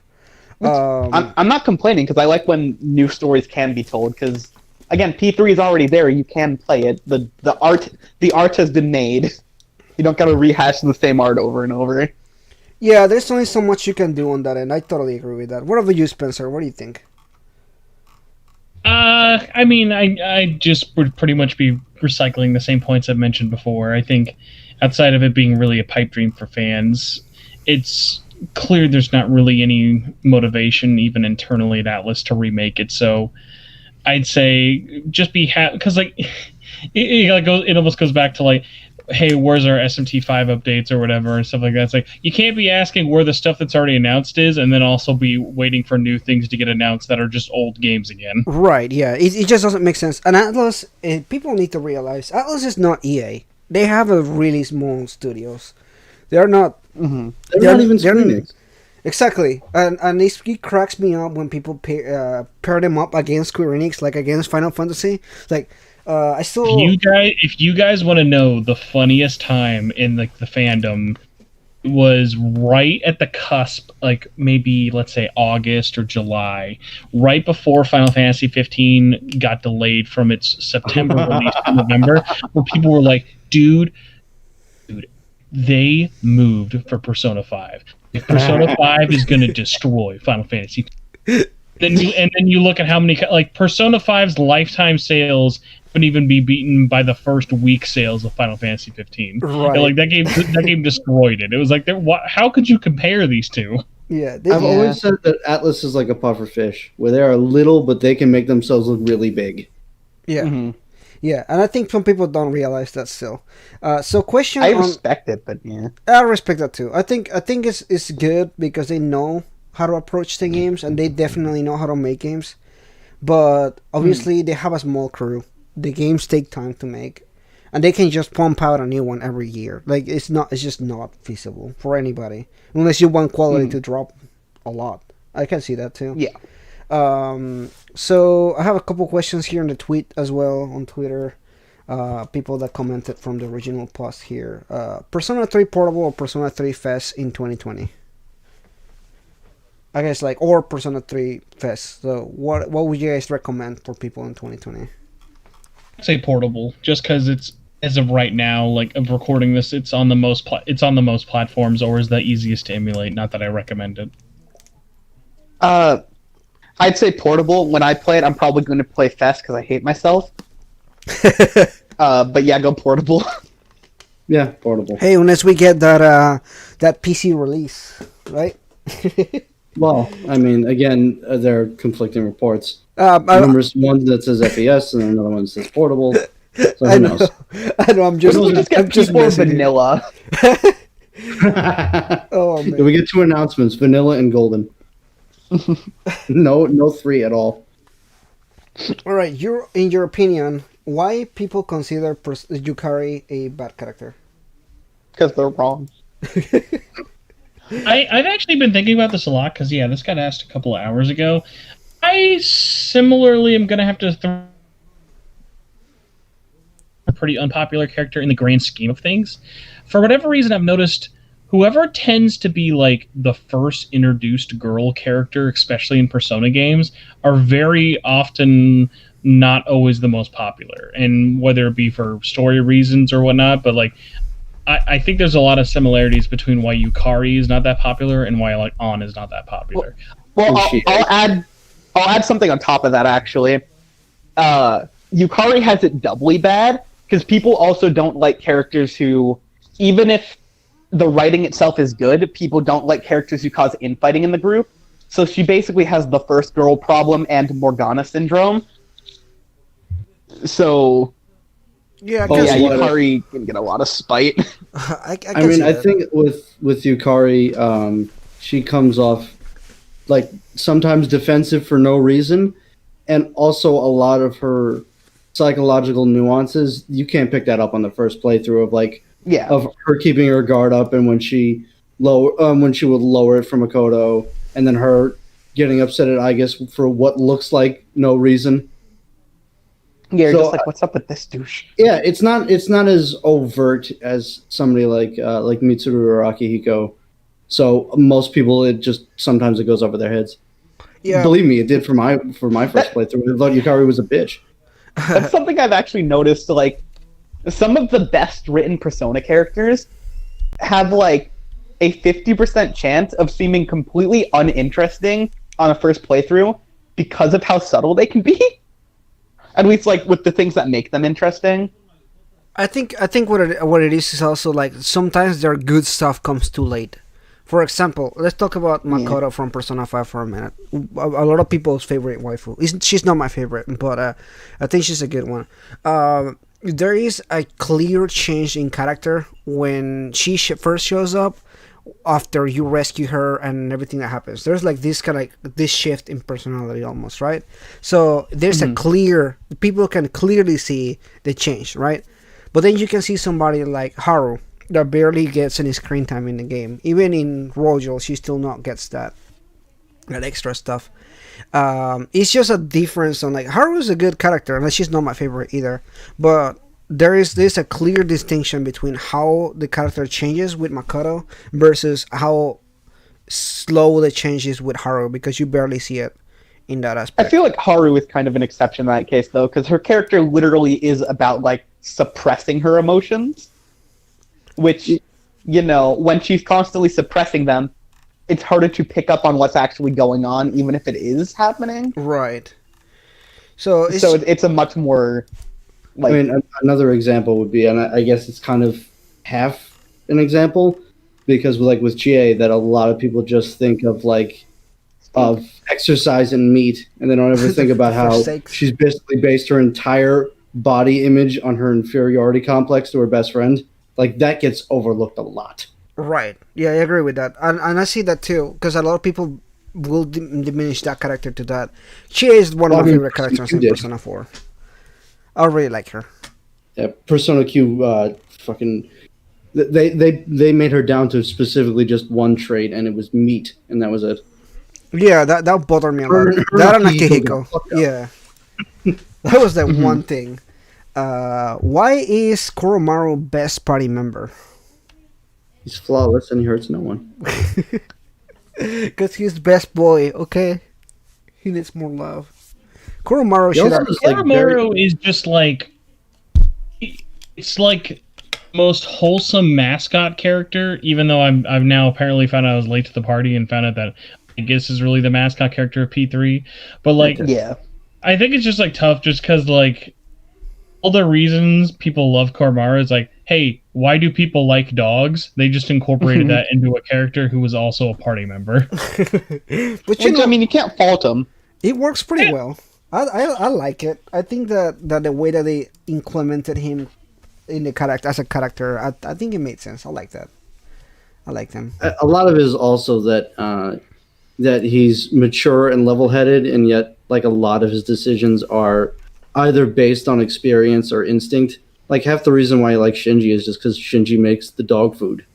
But then like in Persona Q, he'll have that mature revelation of I refuse to accept my ultimate persona because I want to remember where I came from and who I'm here to protect. It's like, oh shit. That's come from a goddamn dog. Yeah, he is definitely best boy. Okay, so another question is, would you consider Lavris part of Persona 3 or the Persona 4 crew? I'd say P4, just because like obviously big obvious like thing for her. Look at her school uniform. Like I think there's the tie to obviously like her origins as making her more of a P3 character, but like her debut was in a game called Persona 4 Arena, so it's kind of like Yeah, Yeah, I but think then so also too. I agree. she ties herself a lot to the Shadow Ops. where there's even like a moment in the story where they make her feel like a welcome member of C's. She's like, oh shit. I mean, but then you have to. That also brings up the question of how you feel about Shell, if he kind of, I guess, goes more towards P4 or P3. Again, I just put them both into P4 because they're in a game P4 arena. I feel like Fair Shell's in a league of his own. I need him to be more of a villain to Lapras. He seems to just give more of a shit about Lapras than anyone else. He wants to bone that. He wants to put his toast in that toaster. I just need like a show spinoff. Just give had me to like say toaster in this discussion, huh? Wait. By the way, just because I know almost everyone else here listening has probably not read it, even though it is not out officially, if you want an amazing story for without actually having to play Ultimax, and it is a better version than Ultimax, the manga is just 10 out of 10, like an amazing story for show. Yeah. Mm-hmm. Cool. I haven't actually read the manga, so I'll keep that in mind. And the arena one is fantastic for Yosuke. Awesome. Well, good to know. So next question here is, what if Nyx became real, altered the real world into the P3 world? How will it affect humanity as of now? Do we get personas? Well, wouldn't that just end? I mean, like, that would be the end, right? They died, right? Gonna guess. I mean, you're either dead or you're apathetic to death. Right. So, I mean, I don't know how to answer the question. I think the question is addressed in the game, right? Yeah, that's the thing. Like, you're not left with many options if Nick shows up. It's like, it's a very set rule. Yeah, I don't think. Yeah, exactly. I don't think that. I mean, you kind of find out when you choose not to kill Ryuji. I think. Yeah, because I mean that's kind of what happens. And it's like, what happens if Yaldabaoth shows up? I don't know. I'll go home. Yeah, there's not much that regular people could do. So You you just chill on gotta the deal with fence, it. you die. Yeah. I mean, as simple as that, and it happens. That's what I liked about Persona 3. Is like they show so much death on even when they're just regular people that kind of stumble into Tartarus or to the Dark Hour and they just die. And you as the person playing the game, you know that, but the side characters or the main characters don't know that. They don't know that people. I mean, I guess they know, but kind of not really. Like, people are literally getting killed on the streets. And Twitter would cancel Nyx. okay, let's see. It's over party. There's another question here by the same person. Is for future Persona games, would you like it if your party members actually specialize in weapons? They use like they use in C's? No, straight up no. That was annoying. Having to buy specific weapons because you guys know what the question's referring to, like pierce damage and like this damage. No, I hate that. It just adds Yeah. a level of complexity that I don't really want to spend too much time on, because I micromanage my games, and when I'm streaming, like, people are like, man, he spent 20 minutes on choosing armor or whatever. I'm like, man, well, I need to choose the options here. I can't just go and get with whatever. So I particularly am too special about that, so I wouldn't particularly say that. Okay, so question for the podcast: do you think Persona 4 Golden port will sell well on the PS4 and Switch PC? I guess you're asking which one it will sell more. Is that right? I don't. Yeah, I guess which one would sell better, or do you even think it would sell well to begin with? Okay, so what do you guys think about that? So I think it's a good question. I guess the PS4 version probably has, because again, it's already like the, established audience on the PS4, so that probably has a decent chance of doing a lot better. On that note, I don't think either will do stellar. No, again, it's for people that played Persona 5 and started with that and want more, or people that played it already and just want to play it on something else. Mm-hmm. And with the Switch thing, at least you'll have the audience of like Smash fans that got introduced to Persona through Joker. You at least have that to work with, but with PS4 and PC, it's a different story. Yeah, but I think it'll probably do as well as Catherine. Yeah, it will Yeah, I probably can see that. sell better, but I don't see the PC crew like kind of going crazy over it. Like I don't think anybody will be like, oh my gosh, like I was waiting for Persona on PC. Like, So yeah, I'm just pleading for a modding scene because I was actually freaking out with this with my friend, saying that it's very possible that someone could mod the game so Dojima actually wears his jacket, Oh. and that's fucking mind blowing to me. Actually, right when we started this podcast, Gnarly put out a tweet where he was saying, now that we know this is probably coming, how long do you think it'll take before we get the gay Yosuke mod? I think within the day, within the day, that'll be uncovered and patched into the game. The code is I'm already confused. What do you ready. mean? The way I play Persona 4, every route with Yosuke is the Yosuke mod. Got a point. I mean, yeah, the If you put Yosuke's Yosuke in Sonic confidence Generations, is. you could put him into Narukami's arms.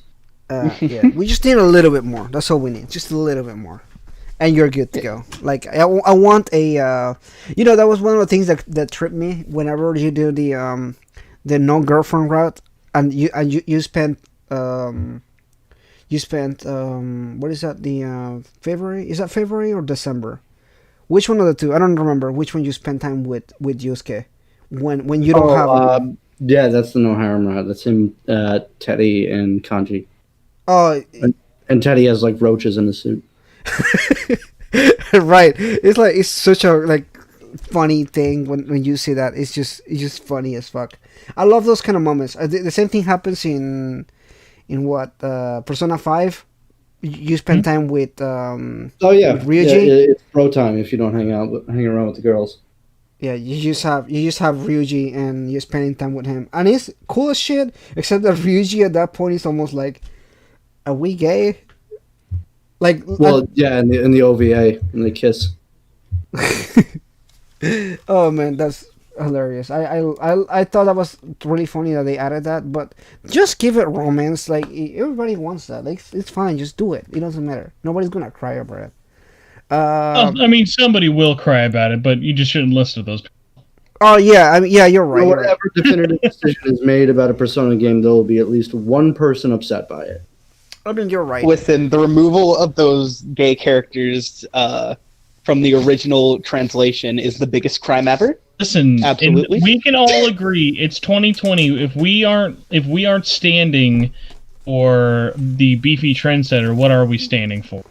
Yeah. I mean, let's just be honest here. We all want that. Julian and Angel. Oh man.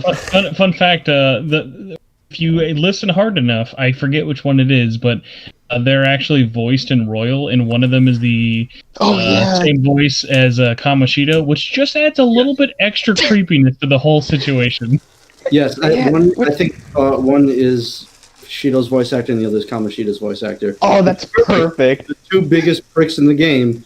Do you think they're trying to tell us something about gay people?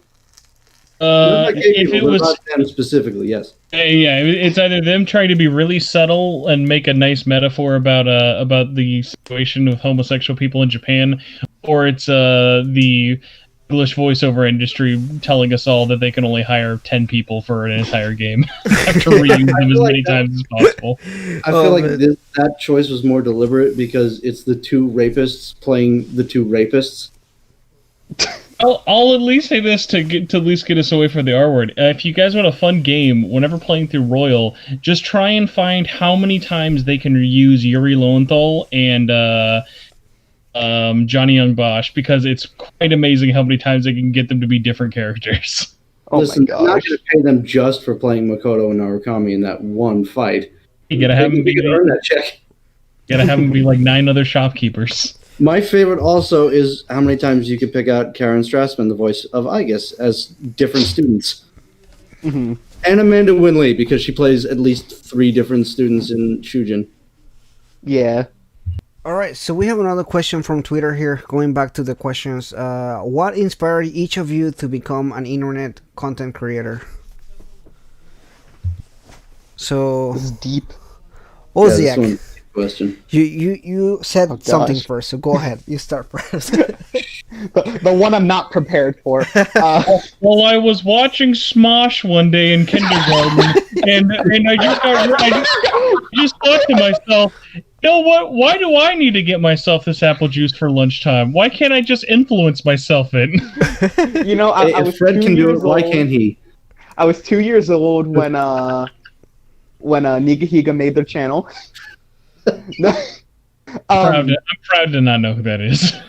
okay, they're basically just like another Smosh type from that era. Yeah, but so So is your real name Ray William Johnson, and we just don't know it yet? no. I don't know. My inspiration. Like, what was the question? My inspiration to make videos? Yeah. Yeah, I mean, what triggered you, I guess, to what inspired you to become an internet creator? You just You know you what? should just say Red Letter Media and move on. I guess like an honest answer, like it's a combination of one, just having a topic I was super passionate about. In this case, for some reason, the specifically fifth palace in a JRPG, mixed with just liking a lot of like analysis videos in the style of like sequelitis and stuff like that. So that just kind of birthed whatever my channel is. If it's any consolation, your videos are probably better than sequelitis. I don't know if I can accept that compliment. It's a little Higher too much for my production value, ego. but I like your analysis of Okumura's Palace more than Aaron's analysis of Mega Man and Mega Man X. I can't take this is too much for my ego. I'm gonna sit back down. Well, Okay. all right, mine's less ego boosting because I played Persona 4. I beat it. I like talking about it a lot, and I was talking about it a lot with my at the time girlfriend, now fiance, and one day she just said, "Can you talk about this with someone else? Like, do you have any other hobbies?" So I started a Facebook group and decided to talk about it with other people that played the game because none of my real life friends play video games, so that's always fun. And that's literally it. No influences, no nothing. Interesting. All right. I'm more interested in Spencer because he's been doing it the longest. Yeah, Spencer, go ahead. Mhm. Want to hear about you? Okumura's Palace is the most disappointing thing since my son. This dungeon was made by a Taco Bell worker on their third shift in the 8th night in a row. I've had more substance in a small order of Baja Blast with no ice. Fine, I'll just make my channel Mr. Plinkett if you really. I actually want to hear you do a legitimate Plinkett impression because I don't think you could do it. Actually, I don't know how many of you saw my April Fool's video, the Royal review. I'm guessing that's a none. Sorry. But no, it's fine. It started as me being like, what if I just do this short, dumb review of Royal before it's even released? Oh, you mean your April Fool's video? Yeah. Oh, okay, yeah. So I thought you meant like your spoiler cast. That's why I was like, well, No. I was wondering for the allegation. Okay, yeah, I get it. Mm-hmm. Yeah, so at first I was like, what if I just do a Plinkett voice? And so I was just like, let's just see the first random voice that comes out of my mouth. And it was what the video starts with. But by the end of the video, it just transformed into Hifumi from Danganronpa for some reason. This is And I was like, what Hifumi does from really Persona are? 5. Yeah, but Yeah, I'm already All right, so going back to Yeah, so yeah, subject. the reason why I started all of this was it's kind of a couple of reasons. I mainly started this as a podcast way back when it was a very aptly named Persona podcast, and that just stemmed from I was working at a website called Gaming Union, and they had a bunch of sister sites. They had one for Tales, they had one for Kingdom Hearts, and they had one for Final Fantasy. And I'd worked there for like maybe a little under a year or two, and I really wanted to like pitch my idea of like making a Persona sister site to like join everything. So it started off on their forums only. Like all of our like OG fans like were from their forums way back in like 2012. That's where all the episodes are posted. That's where all the like every like all the questions were asked. And slowly it kind of morphed over that next year into Shin Megami Tensei Network to just talk about everything. No, in terms of like really what inspired me outside of trying to just kind of cover a niche series I'm really passionate about. It's kind of tough just because I've always like come at this in two sides. Like for SMT, and there's like obviously podcasts which I do every week, but on top of it, there's also the community. So like the podcast is definitely more of like a passion project for me, sort of thing. And even when like the podcast was on hiatus for like a year and a half, the community was still going. Like I didn't like stop posting on the Facebook group and everything.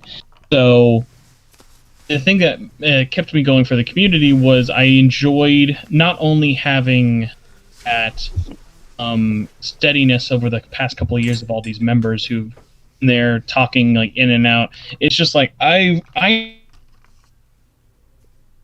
through that Facebook group, like I have more friends through that Facebook than I've had through all of my years going to school, any local friends. Like, it's like crazy things. Like I know people who have met their significant others there. I know people who are like going to get married, met through our Facebook group. I know people who I've had to like talk to them long enough that I've seen them pass away, and like how that like hits me almost like as much as like I think a family member would.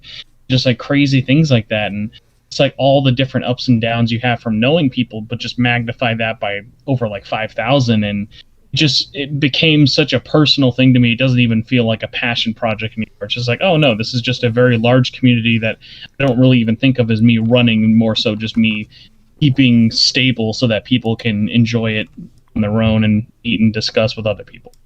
That's pretty cool. That's a good story. I think it's a feel good kind of thing. I like how your community has grown. So I like that. Thank you for sharing that.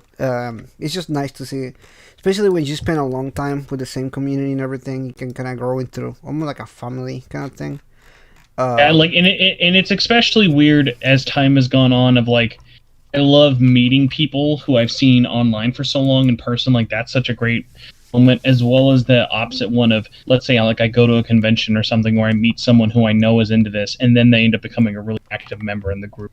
Like those are always like really, really fulfilling and like fun little stories to have. I don't know if you guys have had too many things of like meeting people either you've had in your community or are also friends with you. Oh yeah.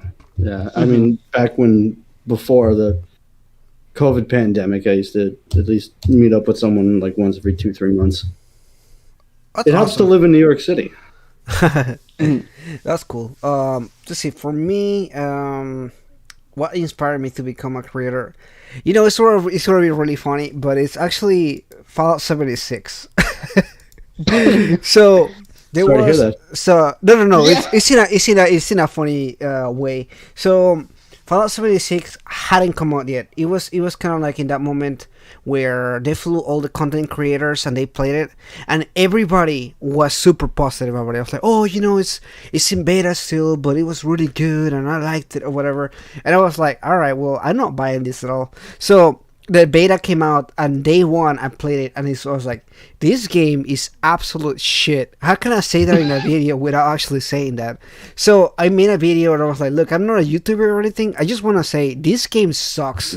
You don't get it, basically. and I showed my sister. No, my sister found out about the video because I guess like she saw me recording or something. She was like, oh, you should do more videos. And I was like, look, I have nothing to talk about. Like, what am I gonna do in my videos or whatever? And like 600 videos later, I have like a ton to talk about apparently. But it's just I just like talking about games that I like. I started talking about Persona because I knew maybe like 2-3 people that like Persona. Like I don't know many people that like Persona. Now they do. Now Persona 5 Royal came out, and I'm like, man, I've been telling you about playing Persona for like years, and you trashed on my games, and now all of a sudden you want to play them, which is good still. I don't care that they're playing them now, but I'm kind of at the same time kind of like, man, it's so nice to see people getting into Persona and everything. Like I like that feeling of kind of like I got somebody to get into the games. You know, I like that feeling. And I just like talking to people about games. That's pretty much why I did it, because I like to talk about games. It's fun. That's totally fair. Alright, so next question here. Actually, there's a question here. Have you listened to Dragon Ball Z Italian opening? Is this a meme? Is this a meme? If that's the one I'm thinking of, then yes. Okay, I'm gonna have to check it out at some point. I don't want to get that copywriter or something. I'll check it out at some point. But I guess it's funny. Is that right? It's like a funny thing. Yeah. Okay, all right. Do you feel? Hold on. Do you feel the C's group as a? I'm sorry. Let me restructure this question. Do you feel that the C's as a group relationship feel the most business out of the 3 to 5 cast on the business to pleasure scale? By business being like coworker y. Yeah. I mean, yeah, Yes, it's yes, literally they an are. organization. Yeah, they are. That's exactly right. Yeah, they are not friends. Sure, at the end they care for each other, and you got my back, I got your back, kind of thing. But they're not really like Yeah. friends. Like even at the end, you can admit like they're not. Maybe some of them are more friends or close to each other, but I don't see them as kind of like hanging out and be like, "Hey, let's go to Junes or whatever." Well, yeah, because like the fantasies are very much like a group of people who are friends and also have that common like goal of they want to do this thing and this is their group and they're going to make sure their group gets this thing done while also being friends on the side. The investigation team isn't actually a group at all, in my opinion. They are just kind of goofs just running around doing whatever the frig.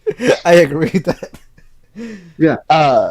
Yeah, but Seas is just a legitimate just organization already like set up before you even get there. And like yeah, eventually they do become your friends, but it's not really the purpose. That takes more than a hot minute. I think that one of the best examples of how they're an organization is legit just the P3 plot to Persona Q, where Yukari has to say to Mitsuru's like we work together, but you gotta let us in on stuff, or else we don't know what the fuck's going on. And Mitsuru's like, all right, fair enough. That was the moment where I went, oh yeah, they're more of an organization than a group of friends, aren't they? Yep, I agree. They're just literally coworkers in a weird kind of sense, which is fine. I mean, you don't have to be friends. You make friends with socializing. I mean, I don't even want friends. like that again. A lot of the parts where Q takes place is that sweet spot, like after Shinji joins, but before Shinji dies, where everybody's kind of cool. Yeah, that's like the best. that's them at their highest point of friendship. That's as close as it's gonna get, especially after the answer. So much. speaking of the answer, next question is actually: do you guys think the answer ruined the ending of Persona 3? If so, what do you think they could have done better? We already answered kind of that part, but what about the ruined the ending of Persona 3? What do you guys think on that? I would say because it is so disconnected from the main experience of the journey, I don't take any like points off of Persona 3 at the end. Yeah, I mean neither. Just because it's been presented without the answer, and it works. It works fine as it is. It's just detached enough to like. It's just like, whatever. Yeah, you could play the journey by itself, and it really doesn't feel like you lost a lot. Well, yeah, like I was saying before with like how those extra arcs usually just reiterate the same arcs. At the end of the day, after the answer, where they end up isn't really that much different from where they were at the end of, I guess, the journey. Yeah, it's the same. it's the same. Yeah, you're okay not playing the answer. Another one here is did any of you lose a Strega fight? Oh shit, I forgot about talking about Strega. I wanted to talk about it and I completely forgot about it. I mean, that's a testament to how great Strega is. And then Everybody's favorite cancer C's and Strega members. So I guess 2 questions in one. So did any of you lose a fight? I don't remember dying a single time from them. No. I get Oziach by default is no. Can't lose a fight if you don't start a fight. Yeah. Well, for them, I don't really have any big memory of like having too much trouble, but I did enjoy all their boss fights for sure. So what about your favorites? Who's your favorite C's member and your favorite Strega member? Skull. Well, Chidori, because she was the one that got the most development. She's the only one who matters. And I still feel like to this day that maybe it was in, I think it was in the novel where Jin got more development, but he was really kind of left to the wayside, I feel like. Mhm. And Takai was just a lunatic through and through. So, Yeah. Yeah. But Yeah. then again, I feel bad because at the end of the day, you're kind of just beating up people with cancer. Mhm. So I feel bad. You feel bad, and actually, there's a lot I want to talk about Strike Out that I completely forgot until this point that I want to kind of bring up. But Spencer, what about you? Favorite Strike Out or Seas member? Favorite Seas member. So I'm probably gonna have to go with. It's really tough. I'm trying to be as unbiased as possible and just picking. It's okay It's to about be your bias. It's okay Well, to like be biased. I'm being as unbiased as I can in the sense of I just want to pick from the game, not be swayed by any of the spinoffs. Guess I would probably have to pick if I don't want to be a really big lame-o and pick. I guess I'd have to pick Akihiko, but I'm like pretty good. yeah, I'm in a weird like three-way tie of like I kind of want to pick Akihiko, I kind of want to pick Ken, and I kind of want to pick Shinji because I like all of their relationships to each other, but there's like not like one overriding factor that wins them over as opposed to me. So that's They work best all like playing off each other. All right, so mine, I think Chidori is my favorite Strega member, and C's member. I like the relationship between Akihiko and Shinji, like that friendship, kind of like brotherhood that they have and everything. I think I will pair them up together and be like, I like their story together and everything. Strega is really interesting because the backstory for Strega is what I like. You know, where how they became the way they became and everything. Like Skull said, you're basically beating up people with cancer. In a sense, that's basically dying people that have this one cause and everything. And it's really interesting where they came from and everything. Like the first time that I played, I was like, that is so odd. But the more you look into it, like they what is it? Well, man, what is the name? The Mitsuru's, the Kirija group. They're really fucked up. But sometimes if you think about it, this is miles away from what Shido from Persona 5 ever achieved close to.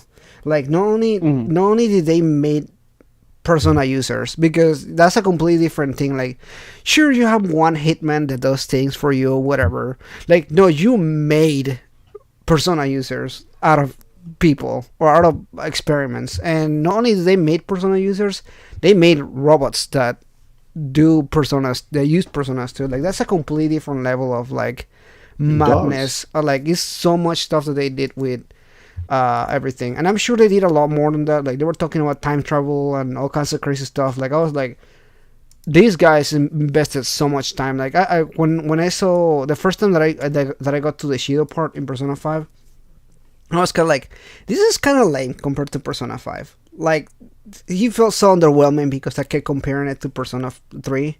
In that end, I was like, the Kirija group did a lot. Like, they did so much. That's why I felt like it was like a much kind of like, even though they're not partially the enemy, you know, what they did is the enemy. You know, what they created out of.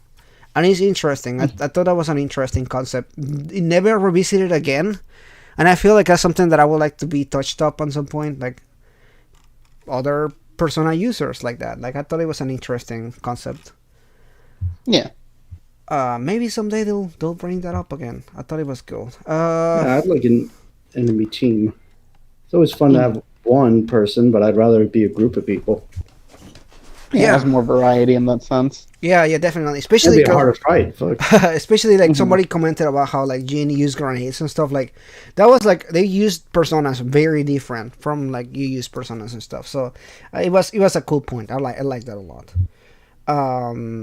Another question here is, why am I the only Metis stan in this community? Is that Metis fan maybe? Yeah, Uh, uh, sounds like that. okay, so I have no idea, but somebody here mentioned that they like Metis, right? You guys like Metis, right? I don't know if anyone said they like Metis. I Oh, I yeah. thought you said something, but it might have been like sarcastic. So I guess I might be remembering wrong. But yeah, I remember ragging on her. So yeah, sorry. Hmm. I mean, I'm indifferent because it's just an extension of Igus, and that's kind of that. Yeah, like I guess. Yeah, I mean, it's like saying that, like for an example, I guess like you would have to, like nobody could say that they love Naruto, but they hate like Shadow Naruto. You kind of have to love it by extension. Hmm. Yeah, exactly. Yeah, it is part of it. So I agree with you. I think that's the best way to look at it. And then literally we just answered the next question, which is, would you like another antagonist group like Streka? Yeah. We just talked about that. So Can we actually get like boss fights against like a group? Yeah. yeah, Like, that would that's be not cool. really. That's rarely a thing in this game. Like in these games. I mean, they try and like artificially lengthen it, like with Akechi, who could summon other demons. But I Mhm. mean, But I mean, like multiple defined people. That's not really. yeah. Like maybe they could do something like that, where there's two different factions that are both tugging at like the opposite ends of a rope, metaphorically speaking. Okay, It'd be so fun. Basically, keep making good. yeah, I think that would be an interesting concept if they did that. I can't really think of any examples in my mind. Okay, so do you guys have anything to add on that end, or another question? Another That one. should be good. Okay. I mean, it made me just remember one of my hot takes from years ago, back when we were in like the peak of Ultimax, and I remember asking my Facebook followers, like, would Adachi and Strega tolerate each other enough to work together? God no. Yeah, No. fuck no. Yeah. I don't see it. I don't see it. Now a bigger question will be Adachi and pancakes. No. They would Nah, make no. the best buddy cop duo movie. Like, Yeah, yeah, they will. they would go around shoving bitches in TVs and shooting people for fun. It would be out there right now in the world we live in, just living it up. They don't even need to be in the Shadow Realm. They would just be bad boys. Like It's just Especially, bad cop, worst cop. Especially The more fun pancakes. would actually be just Akechi trying to convince himself whether or not he should trust this asshole. if Bad Boys 4 is Man. an anime, Akechi and Akechi and Adachi are the negative like enemies they have to beat at the end of the movie. Oh man, that actually, like, I would like the concept of that. Like, make that as a game. I will buy that game, Atlas. Like, that will be a good, interesting game to play. I think.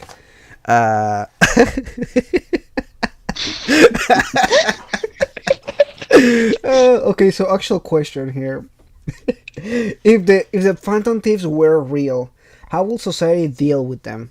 Do you think governments will use everything in their power to take them down? What will be the consequences of their actions? Ooh, that's an interesting question. I guess that will require some spoilers for Persona 5. It's like literally like we have dropped spoilers on Persona 5 already. I would say actually, I know I can't really elaborate on this too much. I would say a lot of the plot points in Scramble are kind of how the Phantom Thieves would be in, at least in modern day Japan. Like, so let's say if like they were basically let go scot-free, but all of the government and the police know who they are. It would be that interesting thing of they would basically have to spend the rest of their lives be basically having to look behind their backs because people are constantly trying to tail them. A never dull moment, at least. Yeah, for sure. No, but what is interesting to think about, because I think who made a I think Oziach made a comment about that note, and I told you about I'm working on a video for Justice. We're talking about Justice with Death Note and Persona 5, and it's really interesting because I have a really different perspective on like the Phantom Thieves and everything. I particularly think that their type of justice and their type of like what they stand for is kind of like very childish, like very like almost like not very realistic in a sense. Because realistically speaking, Kazumi says this in the game, by the way, it's not a sustainable way to change society at all. Like going into the metaverse and changing people's hearts, like that will not be a sustainable way to change society, like at all. Yeah. And in a way, like if something like this were to start happening, somebody like L will show up and like an actual person to go and stop them. Like I see that. I kind of want that. Was that? I kind of want that actually. That's what I wanted from Akechi the first time I played the game, Persona 5, which didn't happen, and it kind of disappointed me in that end. I don't mind that he didn't become an L copy because he kind of is light, anyways. Yeah. If we're gonna make a comparison. I don't know. Real life L sounds like a trip. Yeah, that would be pretty interesting. I don't know. But I really expect them. I don't think they will succeed at all. I mean, like, let's be honest here. The Phantom Thieves weren't exactly subtle as far as, like, their actions. They would have been stopped they'd be cut a lot faster. much earlier than, like, after Kamoshira's palace. Give it one more palace, and it would have been game over, like, right there. And that's even pushing it. It's just really interesting to like see other people's perspective on that aspect. So, do you guys think that there will be consequences? I think so. Yeah. I mean, the metaverse itself is a consequence. Like, how will the government use that? Like, you know, if they catch you and they see that they'll use it somehow. I believe that. Mm-hmm. Now imagine if all of the palace rulers in Persona 5 were actually as violent and mean as the two no-name police officers in the beginning of Persona 5. Ooh. Oof. Think about that. Those two like nameless like cops who like basically like try and like break your leg and like give you the truth serum. They do more violence to your character, give or take the whole getting shot in places that might hurt later on. Mm-hmm. I don't know if it's worth anything. You see Joker in more physical pain during that scene than the entire final boss of either version of the game. Well, yeah, actually, one thing that was added in, I think it was Royal, was that when Joker is signing up for the rental card, Morgana comments that his hand is shaking, like to show that he has PTSD from that ass beating. Oh yeah, that he got at the beginning of the game. Damn, yeah. The beginning of the game, I thought it was really realistic. Like, you know, like they drug him and they're trying to get information on him and everything. I was like, damn, that's rough right there. All right, question here. Theoretically speaking, if we were to get Persona 5 fighting game, do you think everyone from Persona 4 Arena will be worked into the story? I think that it'll be the four members of Shadow Ops. That'll be Akihiko, Mitsuru, Aigis, and Lapras. And because the other ones were considered the reserve unit for like when shit really, really goes down. Mm-hmm. So they'll probably keep it basic. And then maybe put the reserve unit in as like DLC. But for like Persona 4 characters, I'd say at least just as much, if not more, than what Shadow Ops has. Mm-hmm. If I can agree with that. Fuck if I know who it would be. Like at least Narukami, at least Naoto, probably Rise. Only Kanji. Only Kanji. Kanji being the sole representative of Persona 4. Yes. That would be fucking hilarious. Specifically not dyed-haired Kanji. Glasses. Black-haired glasses. Massive chair. He actually holding like a bench. He upgraded from the metal chair to he just carries around the Game of Thrones chair. Oh my gosh. He just throws that around and like it takes 5 minutes to swing it, but if you get one hit, it's an instant win. Kind of want this now. Oh man, I just want to see him successful, confident, and bilingual. Because as soon as that was his ending in Ultimax, is that he's going to learn English. I was like, oh shit, let's see this, and then he never came back. His true ending in Persona 5 Arena, if you beat Kanji's story mode, he opens up his own Etsy shop. It has free international shipping. It finally came. Oh man. Somebody said let's get Kanji and Shadow Kanji as the only characters in the game. I will play that. Yes. All right. Did you guys have any other more serious questions or anything else that you guys want to discuss here? I am pretty good, as you can tell by me yawning. So I'm all worn out.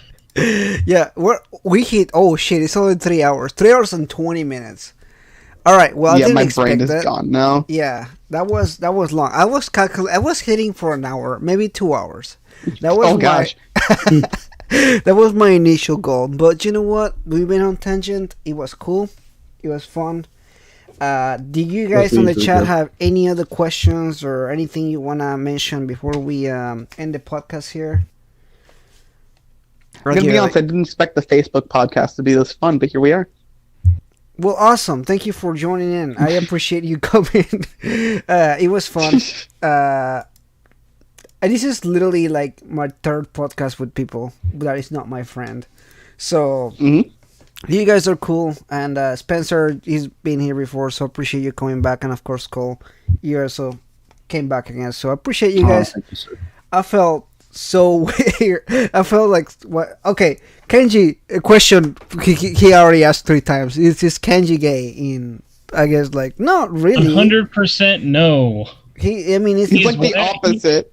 He is a multi-complex character who could be whatever he wants. He does not have to be one thing or another.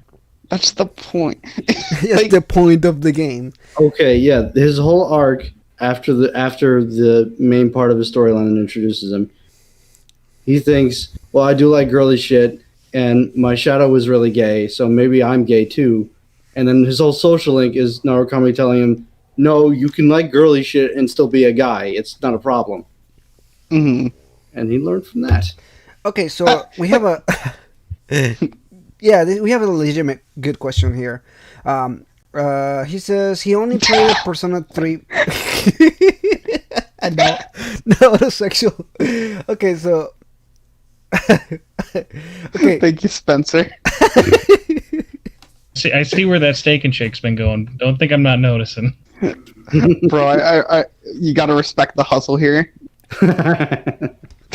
Oh man, somebody said steak and shake. Shit, making me hungry. Hey, any more questions? Okay, so there was an actual question here. We only he only watched the Persona 3 movies and haven't played the game. How different is the story? It obviously, like almost any adaptation, it's going to have its pros and its cons. I would say in terms of an adaptation, it's fine. I think there's a large takeaway from when those 4 movies were done at as well remembered even as much as like just the regular Persona 4 animation.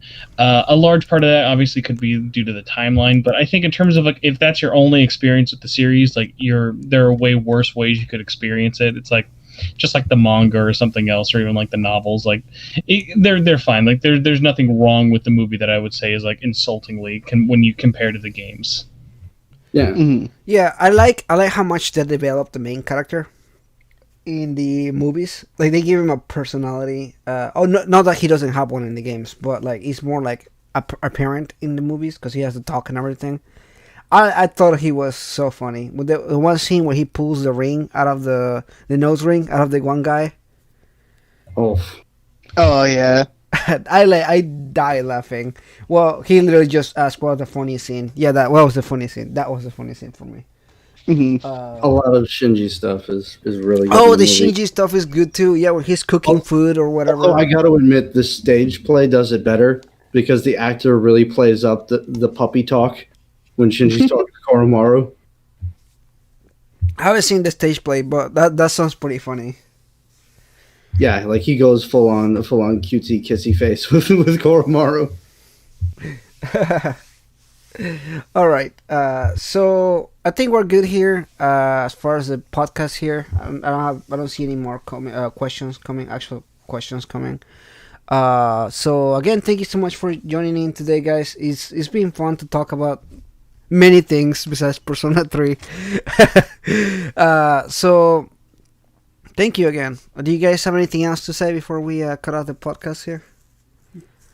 No, I'm good. All right, Thank you. guys. I love you guys. Aw. Thank you, everybody. All right, guys. So thank you so much for watching. You all over there in the comments. It's been fun. A lot of people stuck in the entirety of the 3 hours, so I appreciate that. It's always appreciated. Yeah. Mhm. So see you guys. Bye. I See you, peeps. It